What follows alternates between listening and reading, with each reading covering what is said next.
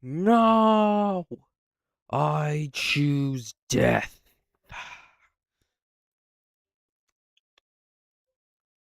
We're gonna get everyone in before the stream starts. Yo, you guys know subcooler? Literally oh, literally subcooler is gonna be like mother freaking Thrag. He's gonna be wait if subcooler meets Gooseworks, he's literally gonna be like freaking Thrag when six when Thrag killed Socrates. He's gonna do Gooseworks like he killed Socrates.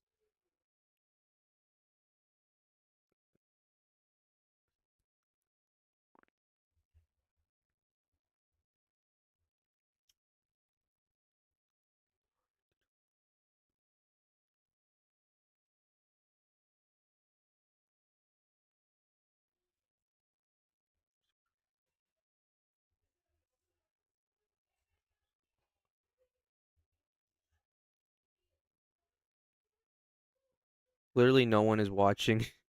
No, I'm waiting for everyone to come in. I'm just waiting for everyone to come in. Hello there. Yo, I recognize you. I recognize you. I know we were you from somewhere. Let me just close my room door a little bit more. All right. So I'm like working on my gauntlet right now before like everyone comes in. I'm gonna wait for like 3 minutes into the stream before I start.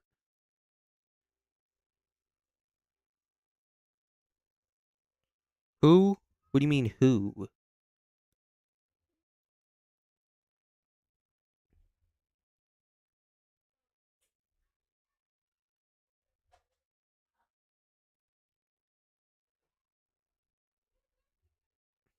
Imagine if Bluey was like what had Omni Man in it.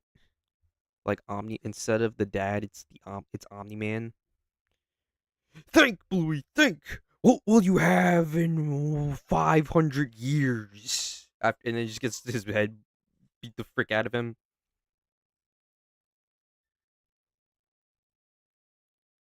I am omning it. I am omning it so good. It's me, Hedgehog Rants. Yeah, I know. I thought you were Kinger, to be honest. We are going to be dating Jaxie boy. Hold on, let me get my actual Jax. Let me get Jax real quick. Okay, I got him. I got him. He's right here. Put him on the table. All right. Okay, we're 3 minutes in. Okay, let's start. All right, let's load up the game. Oh wait, let me load up my chat since I can't see it on the thing, so I have to lower my volume.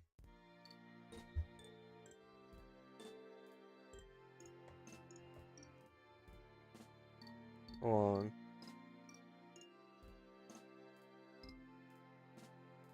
Why am I...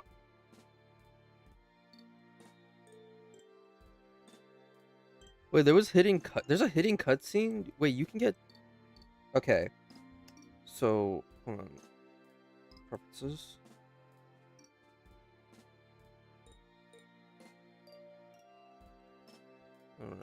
There it is. Oh, I have two open. There we go.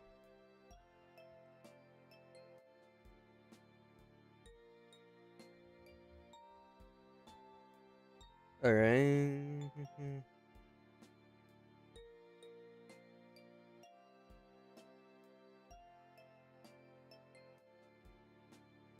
All right, Jax, you hold the phone. I'm gonna be. This is so corny, Unk. Yo, gang. Yo. This ain't corny. Oh wait. Oh wait. Hold on. Are you trying to make a pun? Since we're dating Jax, and Jax is afraid of corn.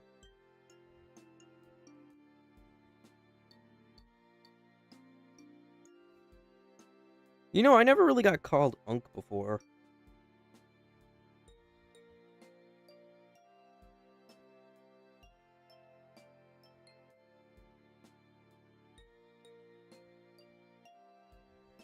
Alright, today we're playing the amazing digital dating simulator.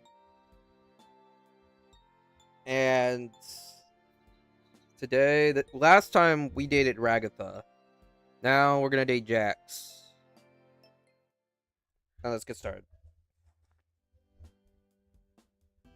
Yeah, we know. This game is not canon. Or is it? I'm just kidding. It's not canon. It's not canon.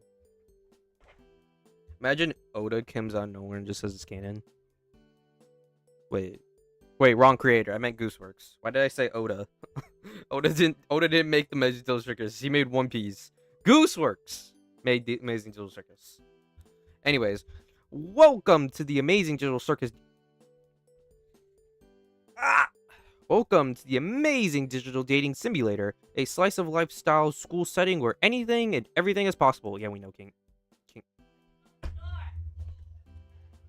I'm Kane, and I'll be your principal for the duration of your stay here at the Amazing Digital Academy. Help your classmates pull pranks on the teacher, become a straight-A student, or a rule-breaking delinquent. All this while possibly finding love along the way. But enough about my wonderful creation. Let's get you enrolled. First things first, what uniform will you be donning? Give me the same thing from last time. Sounds good. What's your name? What should we call you? Okay, Shadow Fox. Shadow Fox, huh? Are you sure you like that name? Yeah, that's my name. Alright then, Shadow Fox. Then let's get you inside. Hi, my name's Shadow Fox. I'm a transfer student to the Amazing Digital Academy. Where's my freaking thing at? Here it is. My parents moved to the countryside after a vague, tragic event that changed the course of our lives. After I said goodbye to all my friends, my parents got my transcripts and packed up the car. Today is my first day at this school. I glanced down at my class schedule. This should be English 101 with Mr. Kinger. So where's the teacher? As I step into the room. Wait, hold on. Let me put my retainer back on.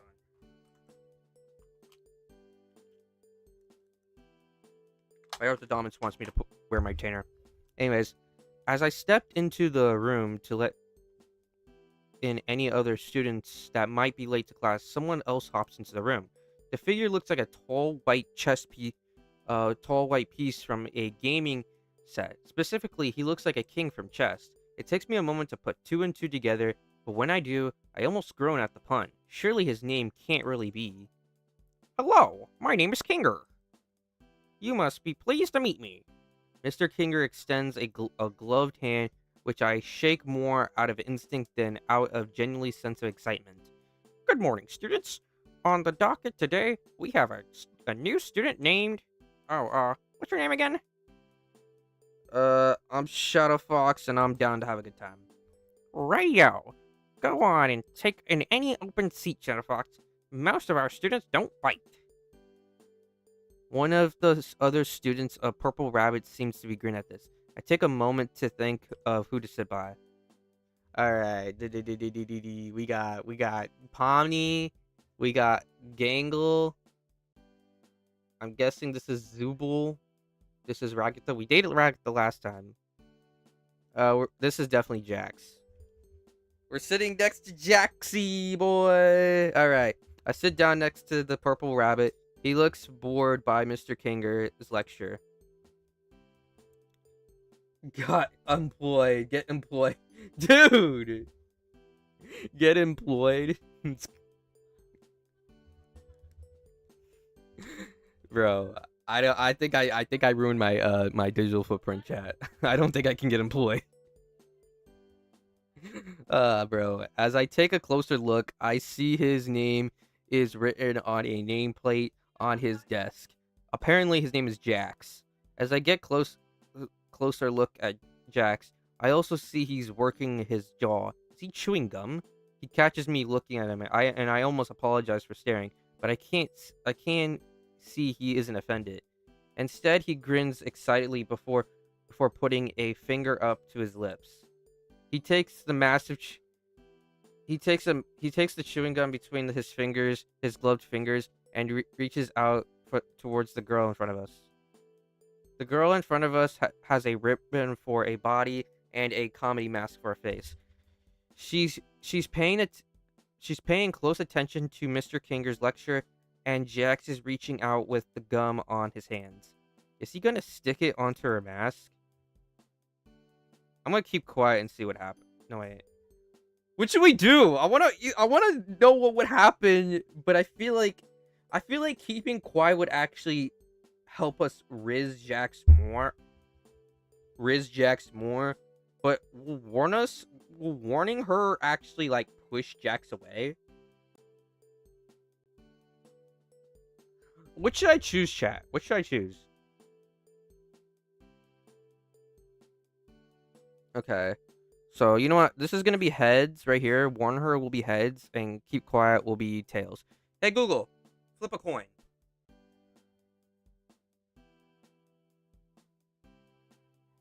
Oh, we got heads. We gotta warn her. Hey, what are you trying to do with her? Huh? Thanks to your advance notice, the ribbon girl managed to extend her mask forward, turning to her face with a panicked expression. The ragdoll seems to notice this exchange as well.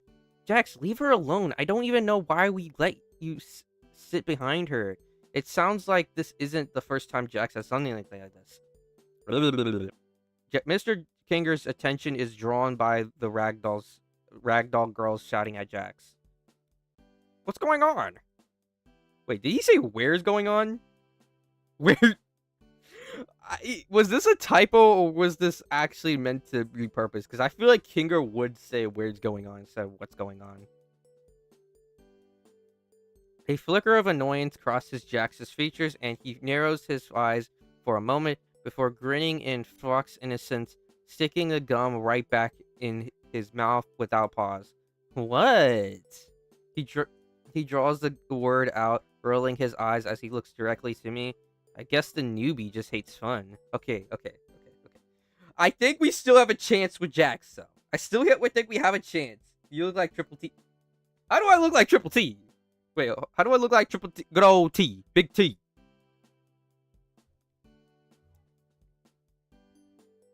Okay, despite Jax's disapproval, I can't help but notice the masked girl giving me a grateful look. I nod her in the right direction.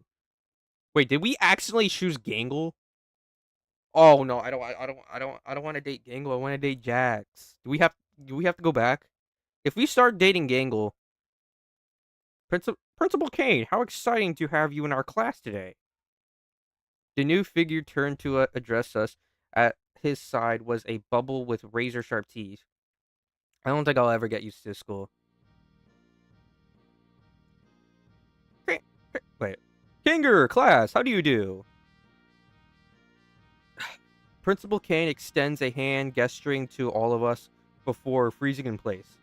With the sound of a pork line grinding against pork line, his teeth slam shut, and his eyes slowly extrude from his teeth. They're not solid objects. Shadow Fox was expecting you here.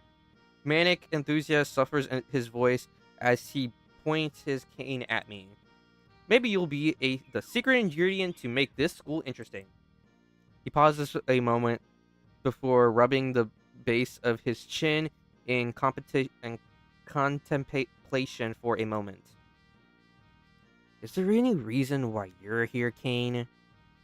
Zubul speaks to him like they're addressing an annoyance insect instead of the principal of the school. Kane perks up. That's right. The reason I'm here to make sure we all have an enriching academy experience, one filled with fun, danger, adventure. He begins to list more descriptors, increasing his breakneck speed until I can't even tell what he's saying. And most of all, interesting to our studio audience. He turns towards the window and stares out of a moment. Is he addressing somebody? There doesn't appear to be anyone outside. However, the numbers are in new student. However, the numbers are in. However, the numbers are in students, and it turns out school dramas are just white noise. Normally, this is the time I tell you that I tell you, you... I need to breathe. Fox Triple T. That I tell you that means the end of school life as we know it. Kane bites on his hands in mock horror. The class and Kinger play along, gasping at this revelation. Bro, we have so many brain rot kids in my chat right now. Gasping at this revelation, Gangle looks ready to burst into tears. However, my sweet tooth students, your benevolent principal has found a way to bring back public interest to the school in a major way. At this point, the sharp-toothed bubble next to him pipes up. How are you bringing interest back to the school, Mr. President? Kane shoots the bubble a confused look, but hits his stride a moment later. You see, my little Tomar Emeralds, what's one thing no academy around here has ever had? A cast of colorful characters, a competent principal, accurate funding. Kane shakes his head. Wrong, and surprisingly right, but not relevant to what I'm about to say.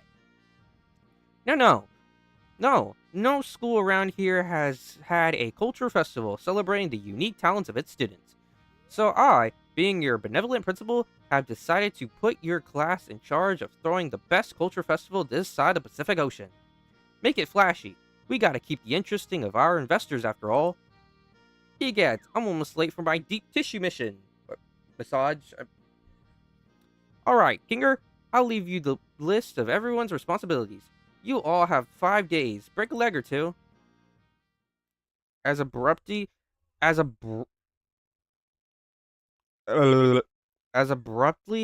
he appeared, Kane darts out of the room, disappearing from view as he heads to his appointment. Alright, class, let's see what roles Kane assigned to each of you for the Culture Festival. Kinger lifts a paper from his desk and begins to read out loud. Ragatha, as a class representative, I trust you to organize the other students and make sure the festival proceeds with no issue. You can count on me. Zubul and Gangle, you two will work on art to promote the festival. We have a pretty big school here, so we'll need plenty of posters and some art to display during the festival. I don't know. I'm still don't have anything I'm comfortable showing around everyone else. Pomni and Jax, look up what a culture festival is. Shouldn't we do that before making posters? No, I liked his idea. Plus we got to see what Gangle comes up with for her posters. Wait, I'm speaking Jack. Nah, I liked his idea. Plus, we get to see what Gangles comes up with for her posters. If it's anything like what she comes up with when she draws Ragatha. Jax! Gangle interrupts Jax before he can finish his thoughts, pleading with him to stay quiet. The class erupts into chaos as Zubul and Gangle argue with Jax. Bonnie tries to find out what a culture festival is, and Ragatha tries to salvage what remains of class and gets her classmates to pay attention. For his part, Mr. Kinger seems content to let the students bicker amongst themselves. Maybe he didn't have the rest of his lessons planned and was just waiting out the lunch bell. As if I had summoned it by thinking of it, the lunch bell sounds. Everyone drops their argument and files out the classroom. Time to find out what I'm doing for lunch. After my chaotic first day. Oh yeah, I forgot. We're not gonna do the tour. I wonder what we're gonna do this time. I had worked up the appetite. I wonder what we're gonna do since we're not sitting with Ragatha. She's not gonna give us a tour. So, yeah. The cafeteria was bustling with unfamiliar faces around me. There was a selection of places to buy lunch, but none of them stood out from one another. I picked up something to eat at the nearest food place and set about deciding where to sit down. Still, as I scanned the bustling lunchroom, I don't recognize anyone from class. Maybe we'll find Jax back there. I walk back to the classroom. Going to spend the rest of the day here, and I don't have to struggle against the other kids trying to head back at my lunch. Wait, Kinger? Uh-oh. Wait, we can't date Kinger in this game. What's TTG? What's that? What's that? What's that? Can you abbreviate that? Wait, we can't date Kinger in this game because I don't want to date Kinger. I want to date Jax. The classroom lights have been turned out and the curtains drawn. It's as dark as night in here. Shadowfox? Good to see you again. It seems like we run into each other quite a bit these days. Doesn't he realize I'm one of his students? We pass the lunch in silence for a few minutes. Hey, Shadowfox, wouldn't you rather sit one of your classmates? Well, I mean, it just makes sense for me to sit here. Mr. Kinger pauses for a moment. I see. He takes a break from his sandwiches. Well, Shadowfox, if you want to live a solitary life, I don't think anyone here is going to stop you. Honestly, there's nothing wrong with being alone, especially if it ah, especially if that's what you want. But if you don't want to be alone, I think we have a really good class of students, and I think you could have a really good school experience if you nurture yourself bonds with anyone. Mr. Kinger looks a little sad. If in Oh, Kinger's gonna be a father figure to us. In this world, in this world, one of the worst feelings is being alone when the only thing you want is the company of others. Maybe I should ask him about someone. I want to bond with Jack some more. Okay. We did it. Okay, good. Maybe this is good for us to get closer to Jax. Jax is a tough nut to crack. Hey, I'm still cracking. Jax is a I don't know. I don't know him as well as I knew the others. I do know he lost someone who was really important to him, and he took it very hard. I think a good friend would challenge Jack sometimes, because I do think there's somebody worth saving buried underneath that tough exterior.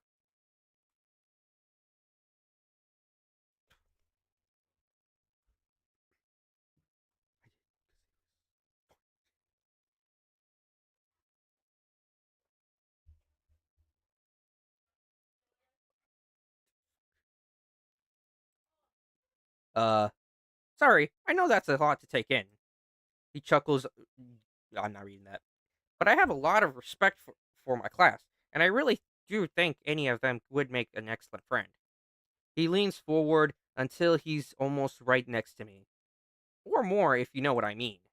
He offers me a playful wink. But again, no pressure. Do what you make. I'm not. I can't. Bro, this dialogue. I'm not. Witnessing a JJK fan read again. Anyway, Shadowfox, it's been really nice chatting, but I have a lesson to plan and finish. You should really get back out there. He seems to smile at me before lightly ushering me out. Sat there alone. I found a seat at an empty table. Oh, so we do this anyways? And set my food down there. Apparently, today was pork cutlet day, but by the time I had got in the line, all the pork cutlets have been taken by other students. I ended up just getting a sliced stale pizza and chocolate milk. Seems like real life. This is just like my old school. Wait, is this actually me? Cause wait, hold on. This is actually me. This game knows me. I sit no. Just like my old school. Great. Okay. Great content. All right. When the lunch bell finally rings, I step out of the lunchroom. They're all ungrateful. Finally, the last bell rings and it's time to go home. What a boring day. I walk to my locker, entering the combination as I put my books and get ready to head out for the day. My mind drifts to the day's events. I wonder if someone will ask me to walk back home with them. I gather my things and wait a little bit, but alas, no one approaches me. Guess I didn't make a substantial enough impression on anything, just like my old school. Well, there's always tomorrow. I headed out of the school front doors and braved the chill for the last moment. I sit on the curb waiting for my parents to come pick me up. I wait and wait and wait. It's starting to get dark and cold. A cool breeze rushes by, chilling me to the bone, and filling my nose with scent of stare cherry blossoms. And I could swear it smells like an old abandoned office. Must be sin uses acting up or something. The moon is high in the sky as I get up and from my perch and begin to walk.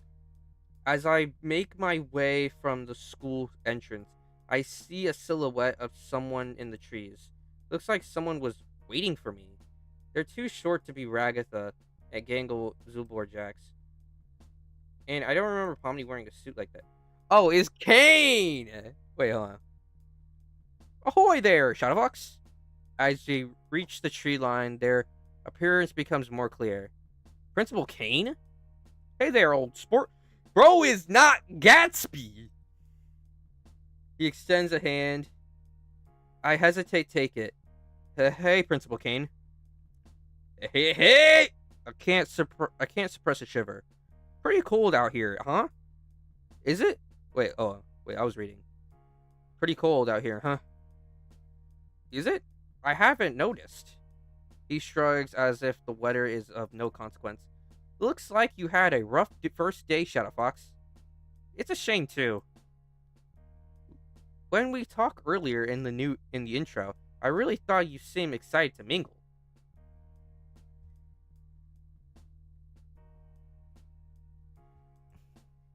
I give him a confused look. Talked earlier? Intro. What is he talking about? Is he breaking fourth wall? He looks away from me and taps him my chin. Well, no matter. I guess we'll need to restart from square one, eh? He begins back around to face me. His expression's bright. Square one? What? Principal reaches his cane and taps me. I feel my memories begin to unravel. It's really uncomfortable feeling. First, my memories become all buzzy. Wait, what's going on?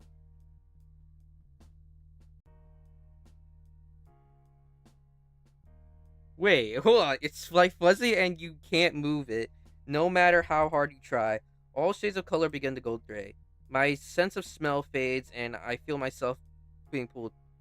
Maybe next time, flex those social musclings a bit. And Shadowfox, I'm barely able to hear him. It seems like I'm underwater. Here's a hint. Focus on spending time at least with one person, and maybe say things that they like to hear. Just some advice. Best of luck. Go next round.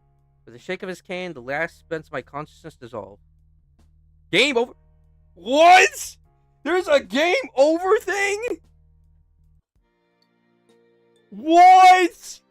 What? That can happen? No, that's crazy. I did not expect that. Well, we gotta restart.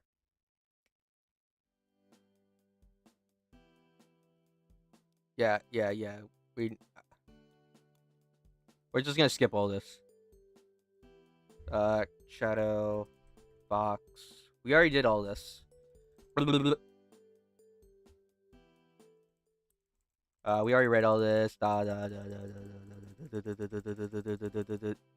Alright. We'll say something different.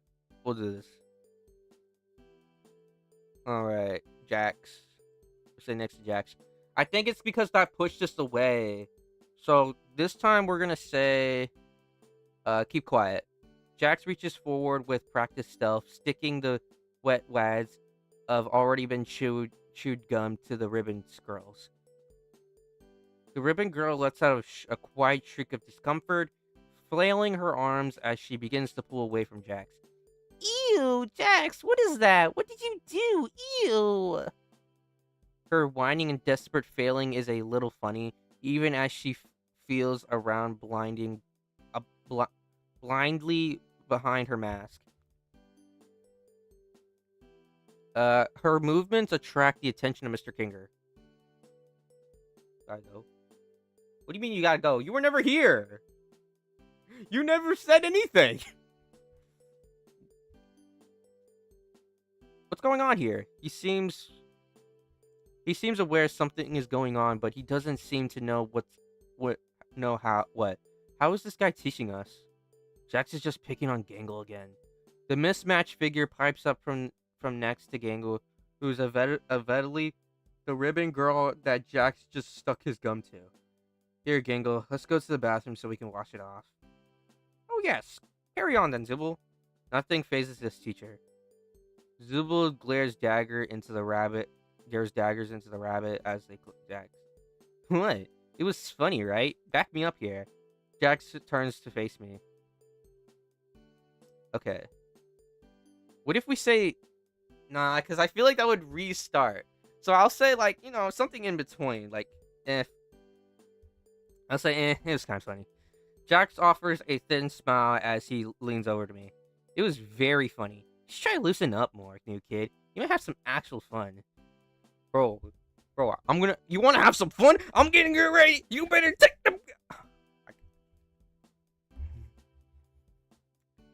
I can't help but audibly gulp and hope I haven't thrown my lot in with this wrong person. Bro, this is a furry. We're gonna date a furry, chat. I was just settling into my desk and getting used to this place when something burst into the room. Principal Kane, how exciting to have you in our class today. The new figure turned to address us as his side was a bubble. Okay, can we skip this? Because we already read this. Yeah, we'll just skip this. We already read this.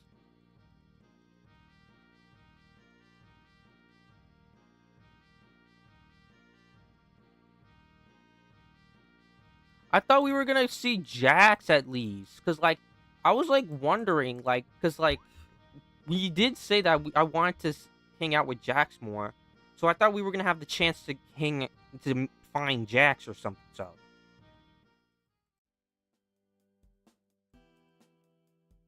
Alright.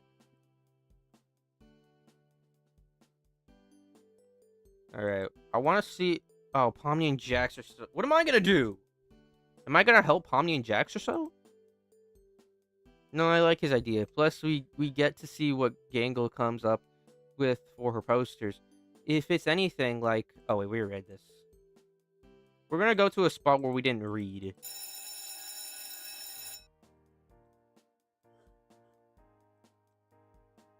Okay. Yep, we get a new option. We're gonna get this. I walk into the library with my tray in hand. I peer through the rows of dusty, cluttered shelves, and I see Jackson Pomni by the tables in the middle of the library. Even from here, I can tell Jax is up to trouble. He's tapping his foot impatiently and pacing back and forth. I can barely make out Pomni, and craning her neck to peer up into the tall bunny's yellow eyes. As I gingerly maneuver around between the shelves, trying to avoid spilling the cream corn casserole I mm, I brought from the cafeteria. I can make out some words. Wait, we have corn. Is this gonna scare? I wonder if this is gonna scare. Going to with Kinger ask us to. I can't hear Jax's response, but I don't have to, as he mimics Pomni's mannerisms, tilting his head from the side to side. As I get closer, I can hear her trying to reason with the stubborn rabbit. We should at least try to do what he says. I don't want to be the only one here who didn't do anything to help. Against my better judgment, I creep closer, nearly tripping over a step stool. I manage to creep into a earshot. Why? This whole thing's pointless, and no one will ever notice it if we bail. Trust me. Jax crosses his arms, leaning back and letting out an annoying sigh. As he leans back, he catches sight of me. Oops. Hey, new kid. He calls out to me. What do you think? We should ditch this dumb culture fail thing, right? Their name is Shadowfox, Jax. Second off, they were in class with the rest of us. I bet they want to stay on Kane's good side as much as the rest of us. I bet they'd rather go do something fun like pulling an epic prank. Pomni gives me a meaningful look. Jax shoots me a mischievous grin. I feel like I should choose my response carefully here. I feel like if we choose this, we'll end up dating Pomni. If we choose this, we'll end up dating Jax. So I think we should choose Jax. See, Pawnee, the kid's cool. Alright, well, you two have fun then. She turns back to the shelves while Jax ushers me out of the library. Later, Pom Pom. That Pomni, huh? She can be so needy. Pomni's the type of is like YN kind of girl. I shouldn't have said that. Anyways, let's see if anyone said anything.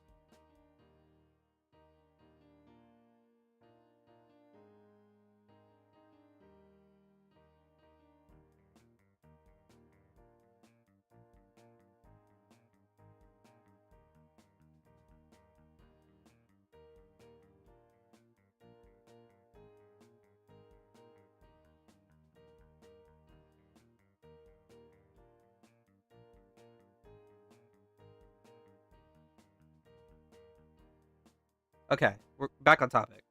Start drawing by accident. Okay. Jax smirks, rolling his eyes. Not like you, huh, new kid? I'm not sure how to proceed for a moment, but I have a feeling that I know Jax wants me to stay. Yeah, I'm down for anything. I give Jax finger guns, which he scaps at me before grinning. You're so cringe.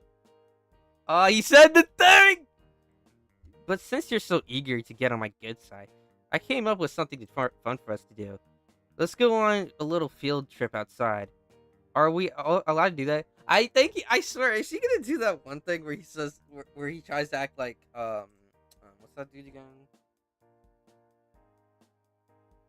I don't know. Are we allowed to do that? Jax rolls his eyes. Jeez, you sound like a broken toy. Is that the only thing you can say? I shake my head. I don't want to disappoint Jax. It doesn't matter what we're allowed to do, kid. It doesn't matter to do. It matters if we get caught. So keep up, kid.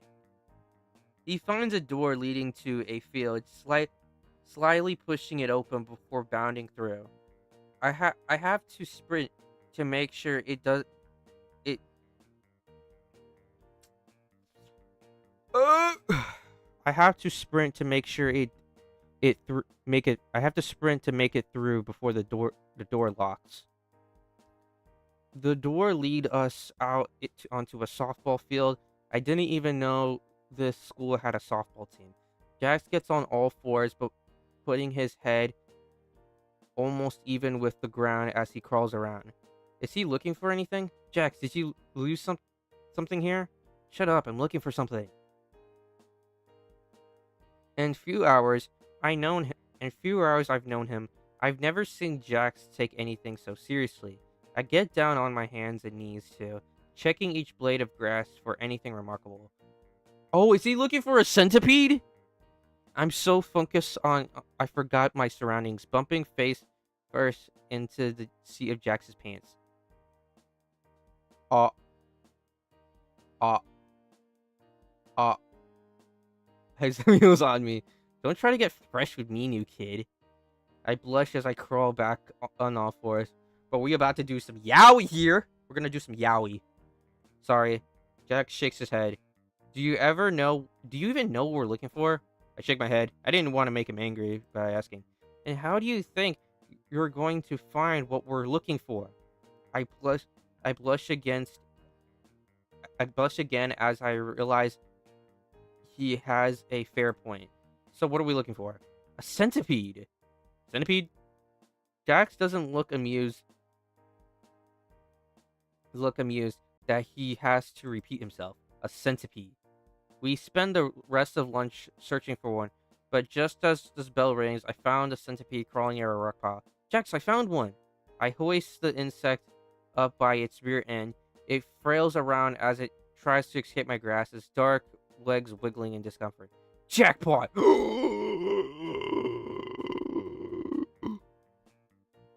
I just hit the jackpot!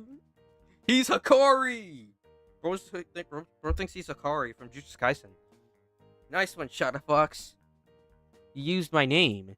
No, I didn't, new kid. Hold on. Let me play that back then. Right there, right there. You think I don't have time manipulation, Jax? I squint at him. You're just imagining things. What's this right here, Jax? What's this right here? You think he thinks I just can't rewind time. He puts on an unreadable smirk. Guess I'm not getting him to admit anything. But this is one fine specimen. Okay, what are we doing with this? Are you an insect collector? You? No. He shakes his head before he drops the centipede into my backpack. Why did you put it in my... Hey, calm down. We're going to put this in Ragatha's locker. I didn't hide out and watch her open it. Why? Because Ragatha hates centipedes. I pause for a moment, not fully understand why we do that. So, why are we putting one in her locker? Because it's funny. New kid, try to open up. Wait, did he say open up? Try to keep up. There we go. I don't know if I agree, but this is one of the happiest I've seen Jack since we started hanging out. Come on, I have a key to let us back inside. He pulls out a ring of keys and sets his back pocket. Where do you get those? Is he like... It looks like he's a master of keys to every door in the school. Cool.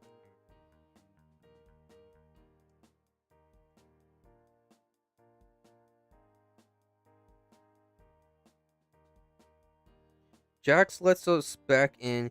We sneak our way up the main stairwell and are almost at Ragatha's locker. When the class rep opens herself shut when the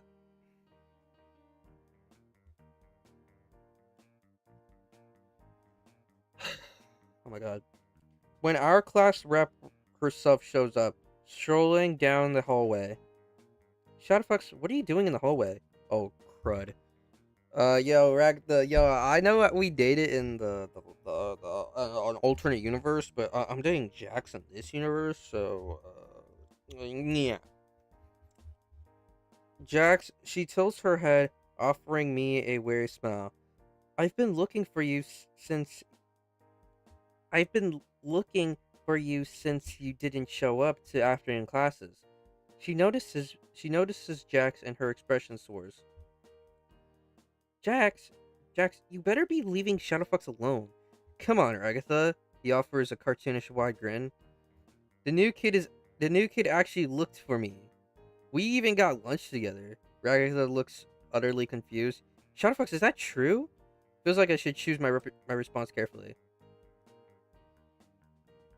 Oh, what? She knows. wait, hold on. What should we do? That's right. We haven't. Don't stop me and run!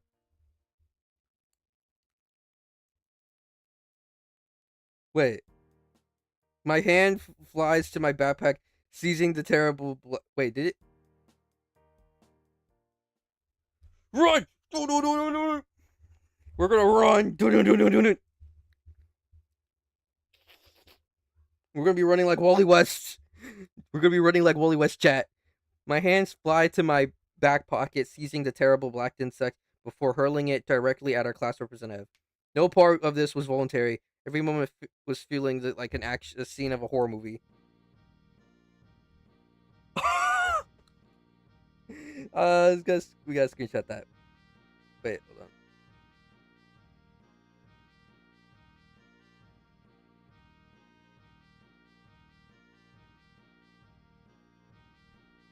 Okay. Ah! Her one eye bugs out of her head as the centipede lands in her center of the face. Jax is laughing like a madman next to me. Holy shit! New kid, that was amazing! Ragatha fails, running back to class with the centipede on her head. Kinger! She runs out of disappointment as she disappears into her homeroom. Dex is still laughing, taking a seat on the floor to catch his breath. Jeez, new kid, where did you learn that? I didn't learn anything, I just panicked. Jax finally gets control over his fit of laughter after a few moments. Okay, I think that was the best option. I think that was the best option to do. Well, if if that's what you do when you panic, I guess I gotta keep you on edge. Jack stands up, putting a hand on my shoulder as he directly looks at me, grinning from ear to ear. She hates you for sure now. I bury my hand in my head. Now what? Well, school's almost over. Should we grab our things? I walk to my locker, entering the combination as I put my books away and get ready to head out for the day. My mind drifts to the day events. I wonder if someone will ask me to walk back with them. As I gather my things, a familiar figure swaggers up to me. Hey, new kid, you still hanging around? Yep, just getting my Yep, just getting ready to head out. What'd you say? What'd you say? How about I walk you with you after school today? Surprisingly, at Jack.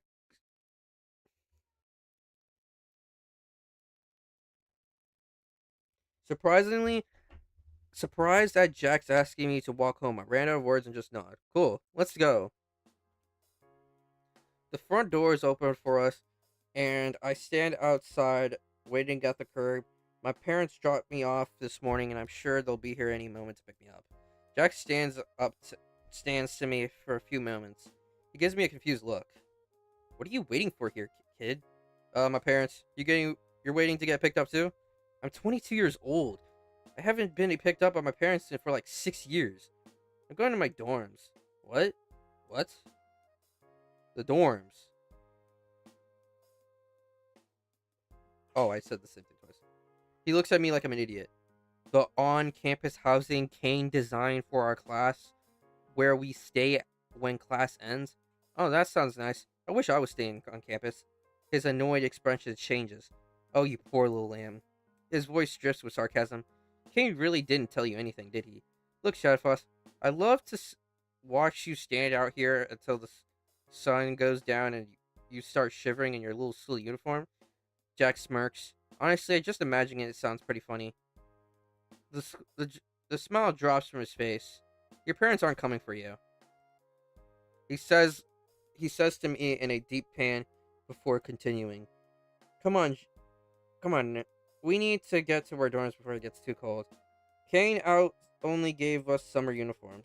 A chill travels through the air, and I shiver in place. Jack shivers too. I'm losing my patience.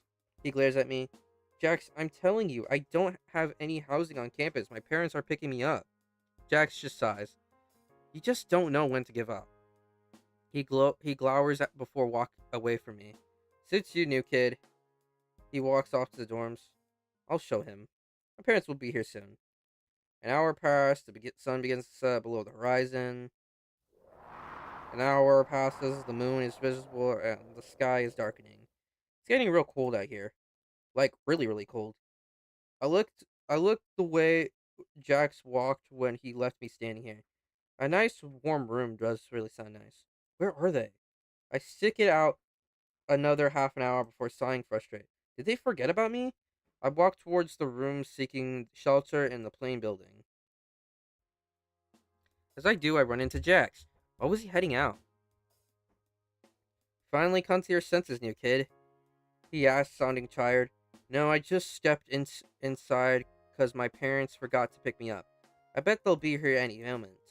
Jax's eyes narrow in annoyance, and he drags a yellow glove around across his face in desperation. Listen, new kid, you get it through your head. There is no outside world. There's the school. He points to a large brick building from where we are. The dorms. He points to the building we're standing in, and that's it. He mutters something underneath his breath. Okay, then. But if these are the only two places, why were you going outside? That is. His face flushes and he turns away from me. I just want to get some fresh air. It's pretty cold outside though. Okay, well, if everyone stays here, then I should have a room here. Show me my room if I'm supposed to stay here. I grin comfortably in my undefeated logic. Yeah. You're probably right. Let's go find your room so I can. Let's go find your room so I can stop babysitting you. What? Jax grabs my hand in as he hauls through the hallways, but I'm not complaining. Just another way for us to hang out together. As we walk through the hallways, 1,000 questions rush through my head. We pass a traditional Japanese style door, gangle. We pass a room, a half blue and half red pomni. We pass a dark door with yellow caution tapes. Me. We pass a door um that looks like a ranch style home. Ragatha. Pass by a sleek door with bright geometric shapes all around it. Zubul. We come to an end where a plain wooden door with listing my name at. And this must be you. I stand there in stunned disappointment. Are you going in or he looked sort of annoyed and I haven't opened the room yet. I twist the handle and open my bland door into an equally bland room. A gray mattress sits atop a wooden bed with plain white bed pillows. A pill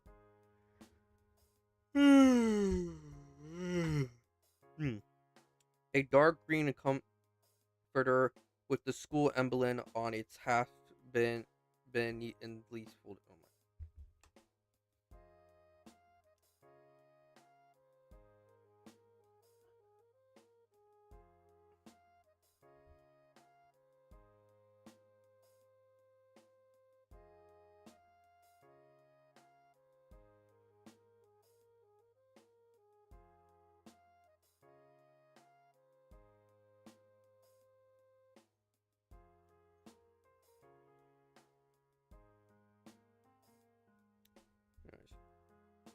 A neat stack of papers and a set of black pens and pencils have also been approved. Wow, pretty boring. I try to look around the room for anything to dispute these words, but come up with empty. He walks to the center of the room and looks around at the plain interior, not beating the NPC allegations with this one. Huh? NPC? You think Kane would put a movie poster or something out here? Guess he thinks you're boring, Shadowfox. No, I'm pretty sure my parents are just Jax has stopped listening by this point and is striding out to my rooms. What a waste of time. Wait, Jax, aren't you just gonna say goodbye? Damn. No kiss goodbye? No kiss, bro? I wanna kiss goodbye, man. Jam slams nights. I give up on any expectations for having Jax to be polite. Even if he skipped out on saying goodbye, I feel like I might be making connection with Jax. Maybe. I lay down on my bed, defeated by the day. It doesn't take me long to sleep. Doesn't feel like I was getting any sleeps when the lights in my room flashed on, as if I was be- if it as if overridden by some remote console. The rooms in my door fly open. Yo, welcome amulet, welcome amulet. As confetti sprays from the fire sprinkler. Doesn't that violate some kind of building safety protocol? Hello, my darling toy box characters. Principal Kane announces from what sounds like the hallway. Well, time to investigate. There's her body pillow. Kane, what the actual frick are you trying to pull this late at night? Haha, Zubul. His laugh is fast, forced, panic, as if he's trying to use this treatment, but none too pleased by it. You're lucky I even let you get sleep. This he blurts out in harsh monotone before recovering his cheerful dilemma. I'm here because you even the with the culture festival pulling in new viewers, we're still not hitting the number that the academy needs us to, which is why I've secured us a sponsorship. He stretches out the last words, using some sort of effect to apply an ethereal reverb to his words. Without further ado, I interest you all.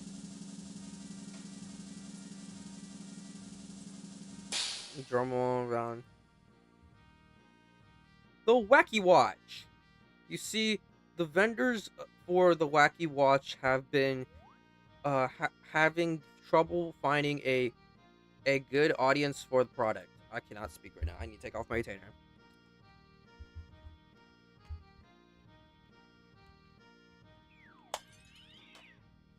But now we have a perfect teen setting, teen trauma. But we're all adults actually. Now, wait, hold on.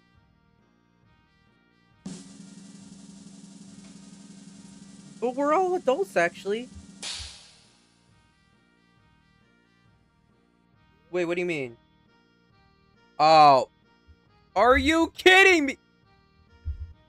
I've been playing this entire time. Hold on. I didn't freaking thank you so much. I didn't freaking change my board, dude. Oh my god. Funny Bunny isn't canon. Funny Bunny isn't canon. Funny... Bro, shut up, bro.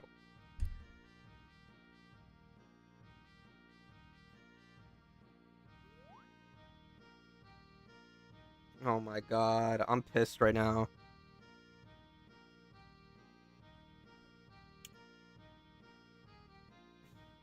Well, I read it. Stop spamming! Someone stop him spamming.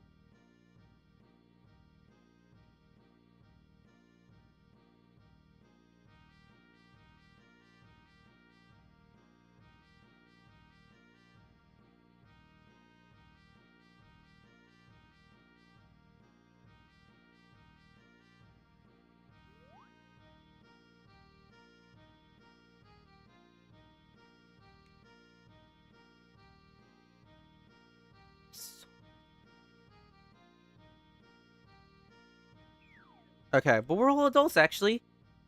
Now, Gangle. I know this is a lot to take in, which is why I've been taken to the liberty of affixing a wacky watch to each of your wrists. Each of us glances down to my shock. The watch is already on my wrist. How did it get there? Pomni, wait, what in the? And don't try to remove them either. They're all been affixated to your wrists with a very special adhesive. And if you try to remove them, let's just say they'll be taking a little piece of you with them. I can hear Gangle begin to whine as panic sets in. Pomni tugs at her wacky watch, but no matter how much hard she tries, the wrist watch stays affixated to her, stretching like a rubber band as she pulls off the wacky watch. Are you dating Jax? Not yet, but we're trying to. Ragatha just looks down with a resigned sigh. Kane, I can't remove the arm with the wacky watch. What the frick? Principal Kane ignores our complaints and he just continues with the monologue. You see, my little turtle doves, in order to secure the funding, we need to make it to day 5 and the culture fair. I need you wearing the wacky watch at all times. Luckily, I secured a deal where I won't need all of you to do ad reads. But it is very... But is... But it is of paramount importance that none of you insult or try to disable your wacky watches. Good luck with school life. Can't wait to see what you do with the culture fair. Bye. He stretches out the blast syllable as his body folds in on itself in infinite numbers of times, disappearing from sight. Well, I know it isn't ideal, but at least we can all talk to each other now. Should make communicating about the culture fair easier. With the sound of breaking glass, Gangle's comedy mask shatters with and falls from her face. Tears well up from her eyes. I don't want a wacky watch. Seeing the situation unfolding.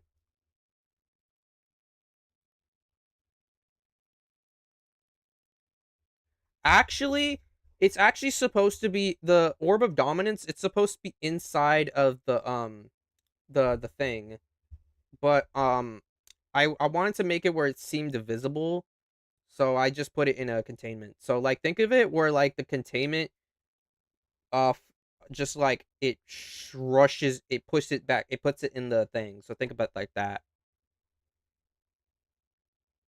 It's just there for display, like because I didn't know how show it was there without like because the thing is meant to contain it.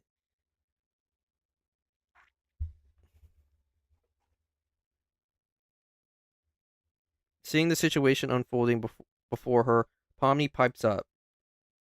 Well, I think it could be useful. And look, Gangle, there's even a picture chat function where you can send people things you draw. Pomni goes over to Gangle, lifting her wrist and pointing out the picture chat there. That's kind of nice. Gangle sniffles. Yeah, that's the right spirit, Pomni. Now let's all get some sleep before we sp- start classes again tomorrow. Everyone closes the door. I hear a muffled shout from Jax's door. What the heck? Why is there a watch stuck to my arm? I decide to hide in my room before Jax finds someone to take this restriction on. I flick my dorm lights off as I close the door. I check my wacky watch. I got a text from Jax. He sent his avatar to a picture of himself looking at flipping at the camera. What the heck is up with this stupid wacky watch? Why can't I take it off? I did not consent to this. I left. That sounds like the Jax I know. You didn't miss much. Apparently, Principal Kane took a sponsorship from the Wacky Watch to keep the school open or something. And now they're physically stuck on us. They really are. This sucks. Yeah, but at least we can text each other whenever, right? I guess. Hope you sleep well tonight, even though Kane stuck with these Wacky Watches to us. Wait, I wonder if we go to Jax's room, it's his fanboy room. I wait several minutes for a response, but nothing. I begin to pull the sheets over my head when the wacky watch buzzes, which another text from Jax.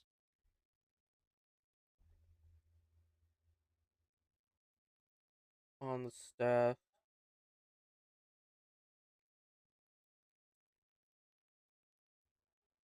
I kind of added another system though. I was thinking that everything on the staff would be empowering the orbs, since if you can summon more powerful things depending on the. I actually yeah, I added the thing I used requires like elemental gems. I use Ainz' staff because there's like he has like elemental gems, and so I replaced the gems and I modified it where with like it has more powerful things. Like instead of like the regular gems he has, I added like the four elemental crystals from Final Fantasy.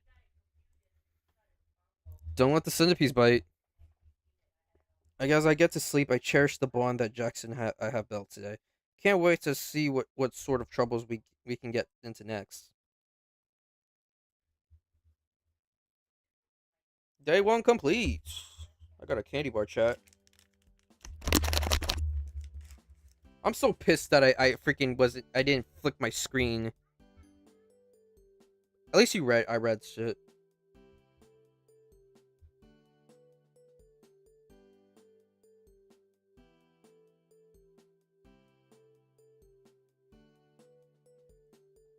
I slide my school issues pajamas off and I look in the closet. A series of perfectly pressed school uniforms are there with a little tag on the sleeve on the nearest one. I take a closer look. Looks like Kane left me a note. Hi, Shadowfox. This is Principal Kane. As a part of your stay and at our lovely academy, you have been provided a set of uniforms free of charge. The price of your dorms is also included in your tuition payment. Looks like you and Jax have been spending time together, and everyone's talking. That sort of drama-seeking, desperate mismatched energy is exactly what we need to keep our studio audience engaged. Remember, if Jax pushes you away, it's because he wants you to try even harder. As I as I as I put Ugh. As I pull my uniform over my wacky watch, I glance down at it. I have a text from Jax. You headed to school yet? I spy as I stumble of my out of my still slipping my foot into my shoe. Jax, wait up! You wanted to walk to school together, right? Jax looks from his watch, pausing for a moment. What? He notices me. Oh, it's you. It's doing a great job of hiding how excited you must be to walk to school with me. Yep, I'm ready to walk to school with you. Jax looks confused for a moment before slowing down. Don't remember don't remember saying I was gonna walk to school with you, but whatever. He, he waits as I catch up with him. What's on the agenda for today, huh? Aren't we gonna pull another epic prank today? Jack shrugs. Haven't thought of that far yet, Ed, but I'll come up with something. We step out into the crisp, early autumn air.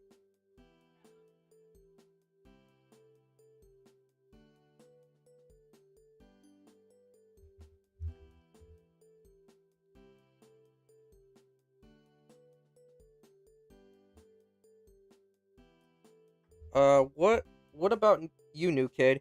Got any plans for today? Well, I was thinking about working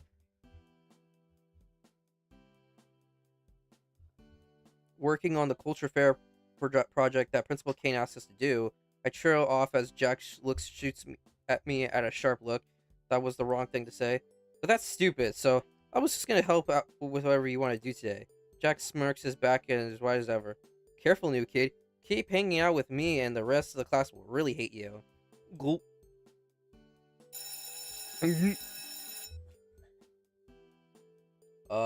Aiden? What up, Aiden? We get to the school entrance just as the last bell rings. Jax turns to me as I start to follow him up to the main staircase. If you're really cool, yeah. You'll go to the cafeteria and bring me something for breakfast. I don't want to be late for my homeroom. This motherfucker thinks we're his servant, bro. I think to complain about how I'll be late if I get Jack's breakfast. Get me something like an omelet, or a bottle of orange juice. Well, at this point, he told me this is his error order. It would be not rude not to go. I step into the cafeteria to see a crowd of students at the various breakfast places. Evidently, none of the other students here care about being late. But by the time I get into line, I'm already 30 minutes late to class. One omelet, please, and an orange juice. The staff member behind the counter tells me the price. But that's all my money for lunch. Sorry, kid. No money, no omelet. I don't want to get this stupid omelet, but I'd just be going to class and empty-handed if I just say yes. Okay, give me the omelet. Takes a bit longer for them to make an omelet. Wait, you have to pay for food?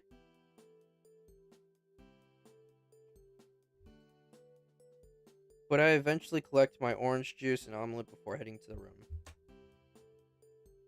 And that's where we get the English phrase raining cats and Mr. Kinger turns to me. Shadow Fox, nice of you to join us. At least there's no detention. Just asking, but why does the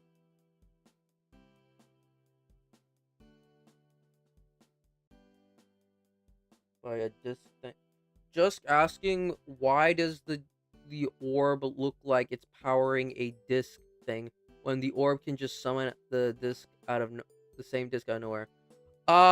Actually, the disc, it's not powering the disc. It's just the thing is a pim. The disc is a pim particle disc that is used to shrink down the Starkiller base.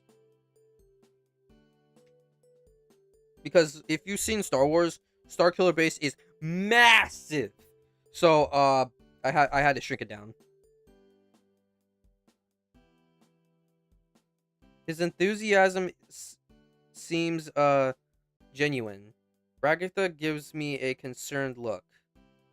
Did did Jax make you bring him that omelet? Oh, real nice, Raggy. So because the new kid wants to get me on my good side, I made him do it. Time to clear things up. Uh,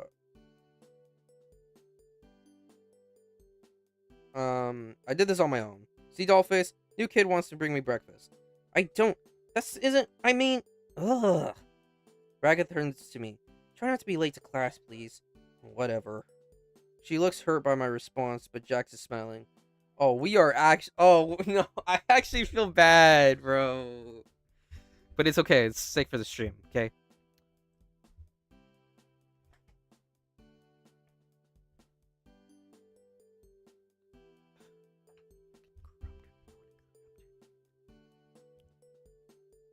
After a few moments, Ragatha spots Jax eating the omelet and wheels onto us. See? She raises a hand. Kinger! Wait, Kinger, Shadowfox said they brought lunch for themselves, but Jax is eating it. Who's eating Jax?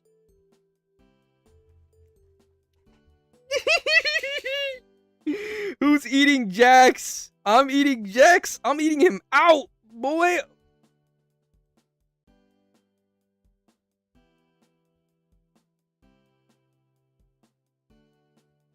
He seems genuinely panicked by the prospect. Jax is eating. I mean, Shadowfox brought breakfast, and now Jax is. Bro. Dude. Did they forget to put the comma, or did he says who's eating Jax actually? Because why does that actually fit Kinger's character? Shadowfox isn't eating Jax. Ragatha, everything is fine. Dude, I'm actually gonna say this. Jax, he gives her a reassuring smile. Ragatha splutters for a few moments before sulking. They're in the shulker box, boy. Ragatha splutters for a few moments before sulking, burying her face in her arms as she leans forward on your desk. Never mind, I give up. Hello. Bro, why are freaking Indian people calling me? Hello, how are you? Can you give me your credit card information? She groans into her arms. Jax and I share a constant grin. Bro, we're like Goku, Black, and Zamasu, bro. As I'm exiting the lunch with my tray, I spot Jax. He's eyeing Gangle like a lion stalking its prey when I catch up to him. Or a bunny stalking its carrots? I want to just shove a carrot up Jax. I spend a few moments racking my brain for something that might be hunting by a bunny before Jax... No, wait, aren't bunnies herbivores? Oh, new kid. Good. I think you can help me out. Can you keep Gangle busy for a minute? For a little bit? I want to try something a little funny. I nod. I walk up to Gangle. So, anime, huh? What? She looks genuinely confused, which makes sense. This is her first time I ever talked to her. Luckily, I'm a master of subversion. You know, anime. It's, a happening thing. It's hard to be this cool. I guess. She must intimidate by my charisma, and looks time to dial it back. Yeah, if you so, I mean, I think it's cool. Huh? I honestly didn't expect that from you, Shadowfox. Well, if you want to talk about anime, I guess I have a moment. Yo, you want to see some Dragon Ball Z type stuff? We got Dragon Ball Z. I gotta go Gogeta over there. I gotta go Gogeta. I can't show you guys because I don't have a camera. But you also, speaking of Gogeta, in my next video that I'm be making, you be seeing it later. Chat. Anyways, the attempt to disarm that won't Work. Which anime do you like? I like Dragon Ball Z. I like One Piece, and I like The Eminence in Shadow. Wait, hold on. Cool ones. Are we supposed to be a LARPer, bro? She called my bluff. Red alert, red alert. The cool ones? I stumble over my word for a second. How about you tell me the ones I like? Oh, don't get me started. I like Yo-Yo. Yo-Yo. Are these actually real anime? Hold on. Let me check. What anime is that one? Is that an actual real anime that I don't know about? Is that Yo-Yo Hashiko? Yu Yu Hashiko?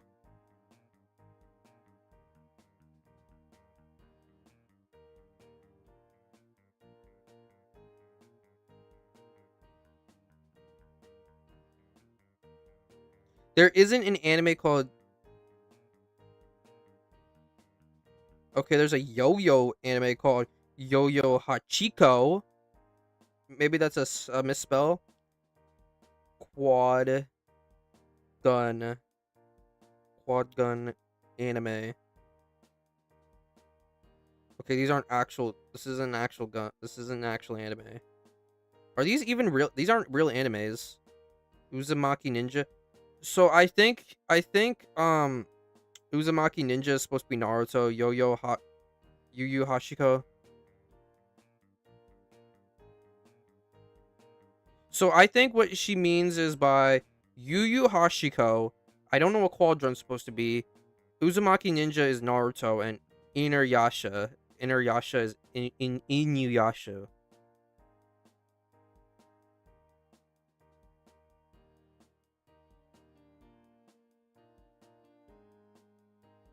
I don't know what quad gun is supposed to be though. Anyways, I keep nodding and smiling as Jack sneaks up behind Gangle, a shop vac in hand, and a... What the frick is a shop vac? He's just trying to press the power button when... Is that Zubul? No! No! No! No! No! No! Dang it! We didn't do the prank! Jack's eyes fly wide as he notices them stepping back, slowly but tripping over his back. The lid goes fly as my companion trips over it. Splitter, Zubul. Gangle turns around. No! No! No! We run! I rush to Gangle's side. Leave Gangle alone, or this won't be the last time you see a corn cob in an unwelcome location. Jax is still spluttering over in dust. Kane's himself has come out of his office to see what his chaos is. What's going on here? Oh god, we're getting detention. We're getting detention. No! I don't want to go back to detention. I just finished school. I can't go back. I'm not going back. What's going on? You, Shutfox, tell me what happened. Jax was trying to mess with Segal. Jax was walking around when Zubul attacked him.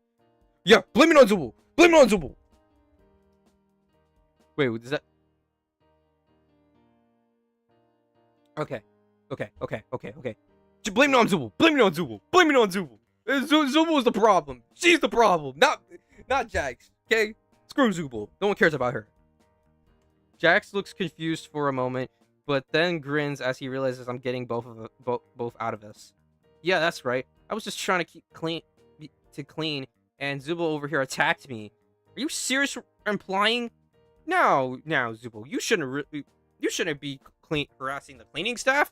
Jax here asked me earlier if he could use the shop vacs to clean the tops of lockers. I was surprised but impressed by his go-getter attitude. Shame on you for disrupting his cleaning activities. Kane, that's not... Chop chop, Zubul. You're coming to my office while I decide what to do with you. Yeah! Yeah, boy, we did it! In the meantime, Bubble... Bubble manifested out of seemingly nowhere. What's up? Clean this up. Bubble opens his mouth and extending an unnatural long tongue and begins to lick the dust from the vacuum machine.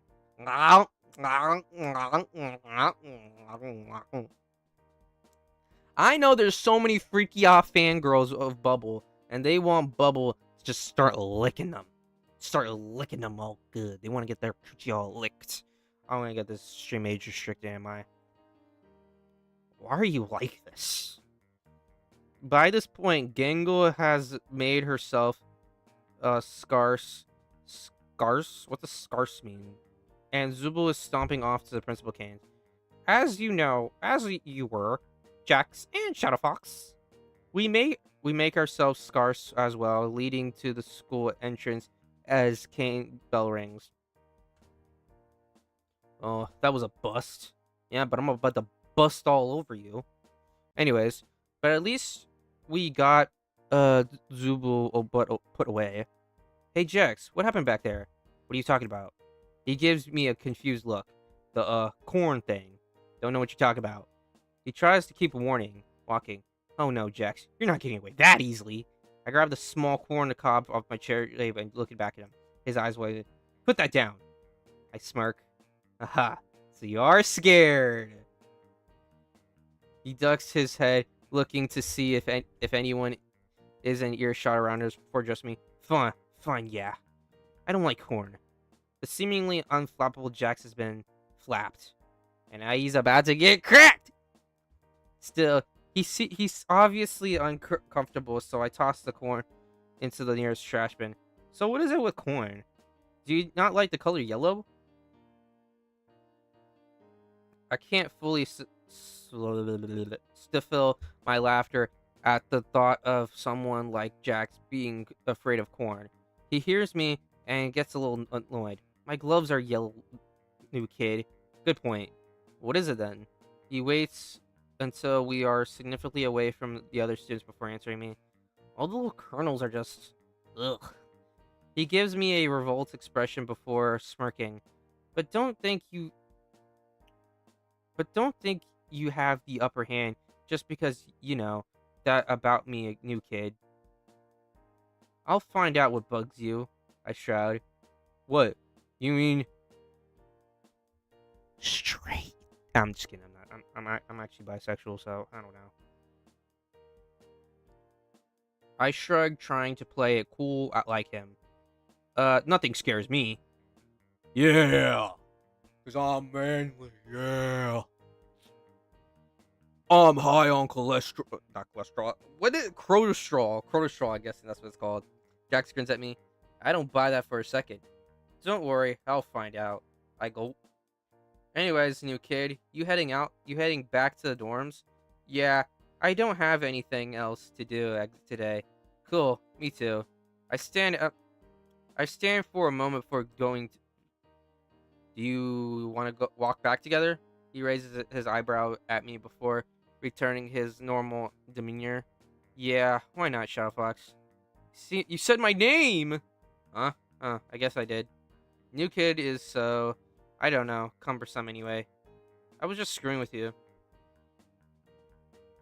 Yes, Jaxie boy is my boyfriend. He's my boyfriend. He's gonna be my boyfriend. Not yet, though. We're trying to make him my boyfriend. Anyways, I know, I just like hearing you say my name. Jax gives me a pointed look. You made it weird, new kid. Jax sighs. But hey, you can at least distract people, so you're not entirely useless to me. And that stunt you pulled with Ragatha yesterday was comedy gold. So I guess I'll just keep you company on the way back, since nobody else will. Yep, that's for sure. For sure after today.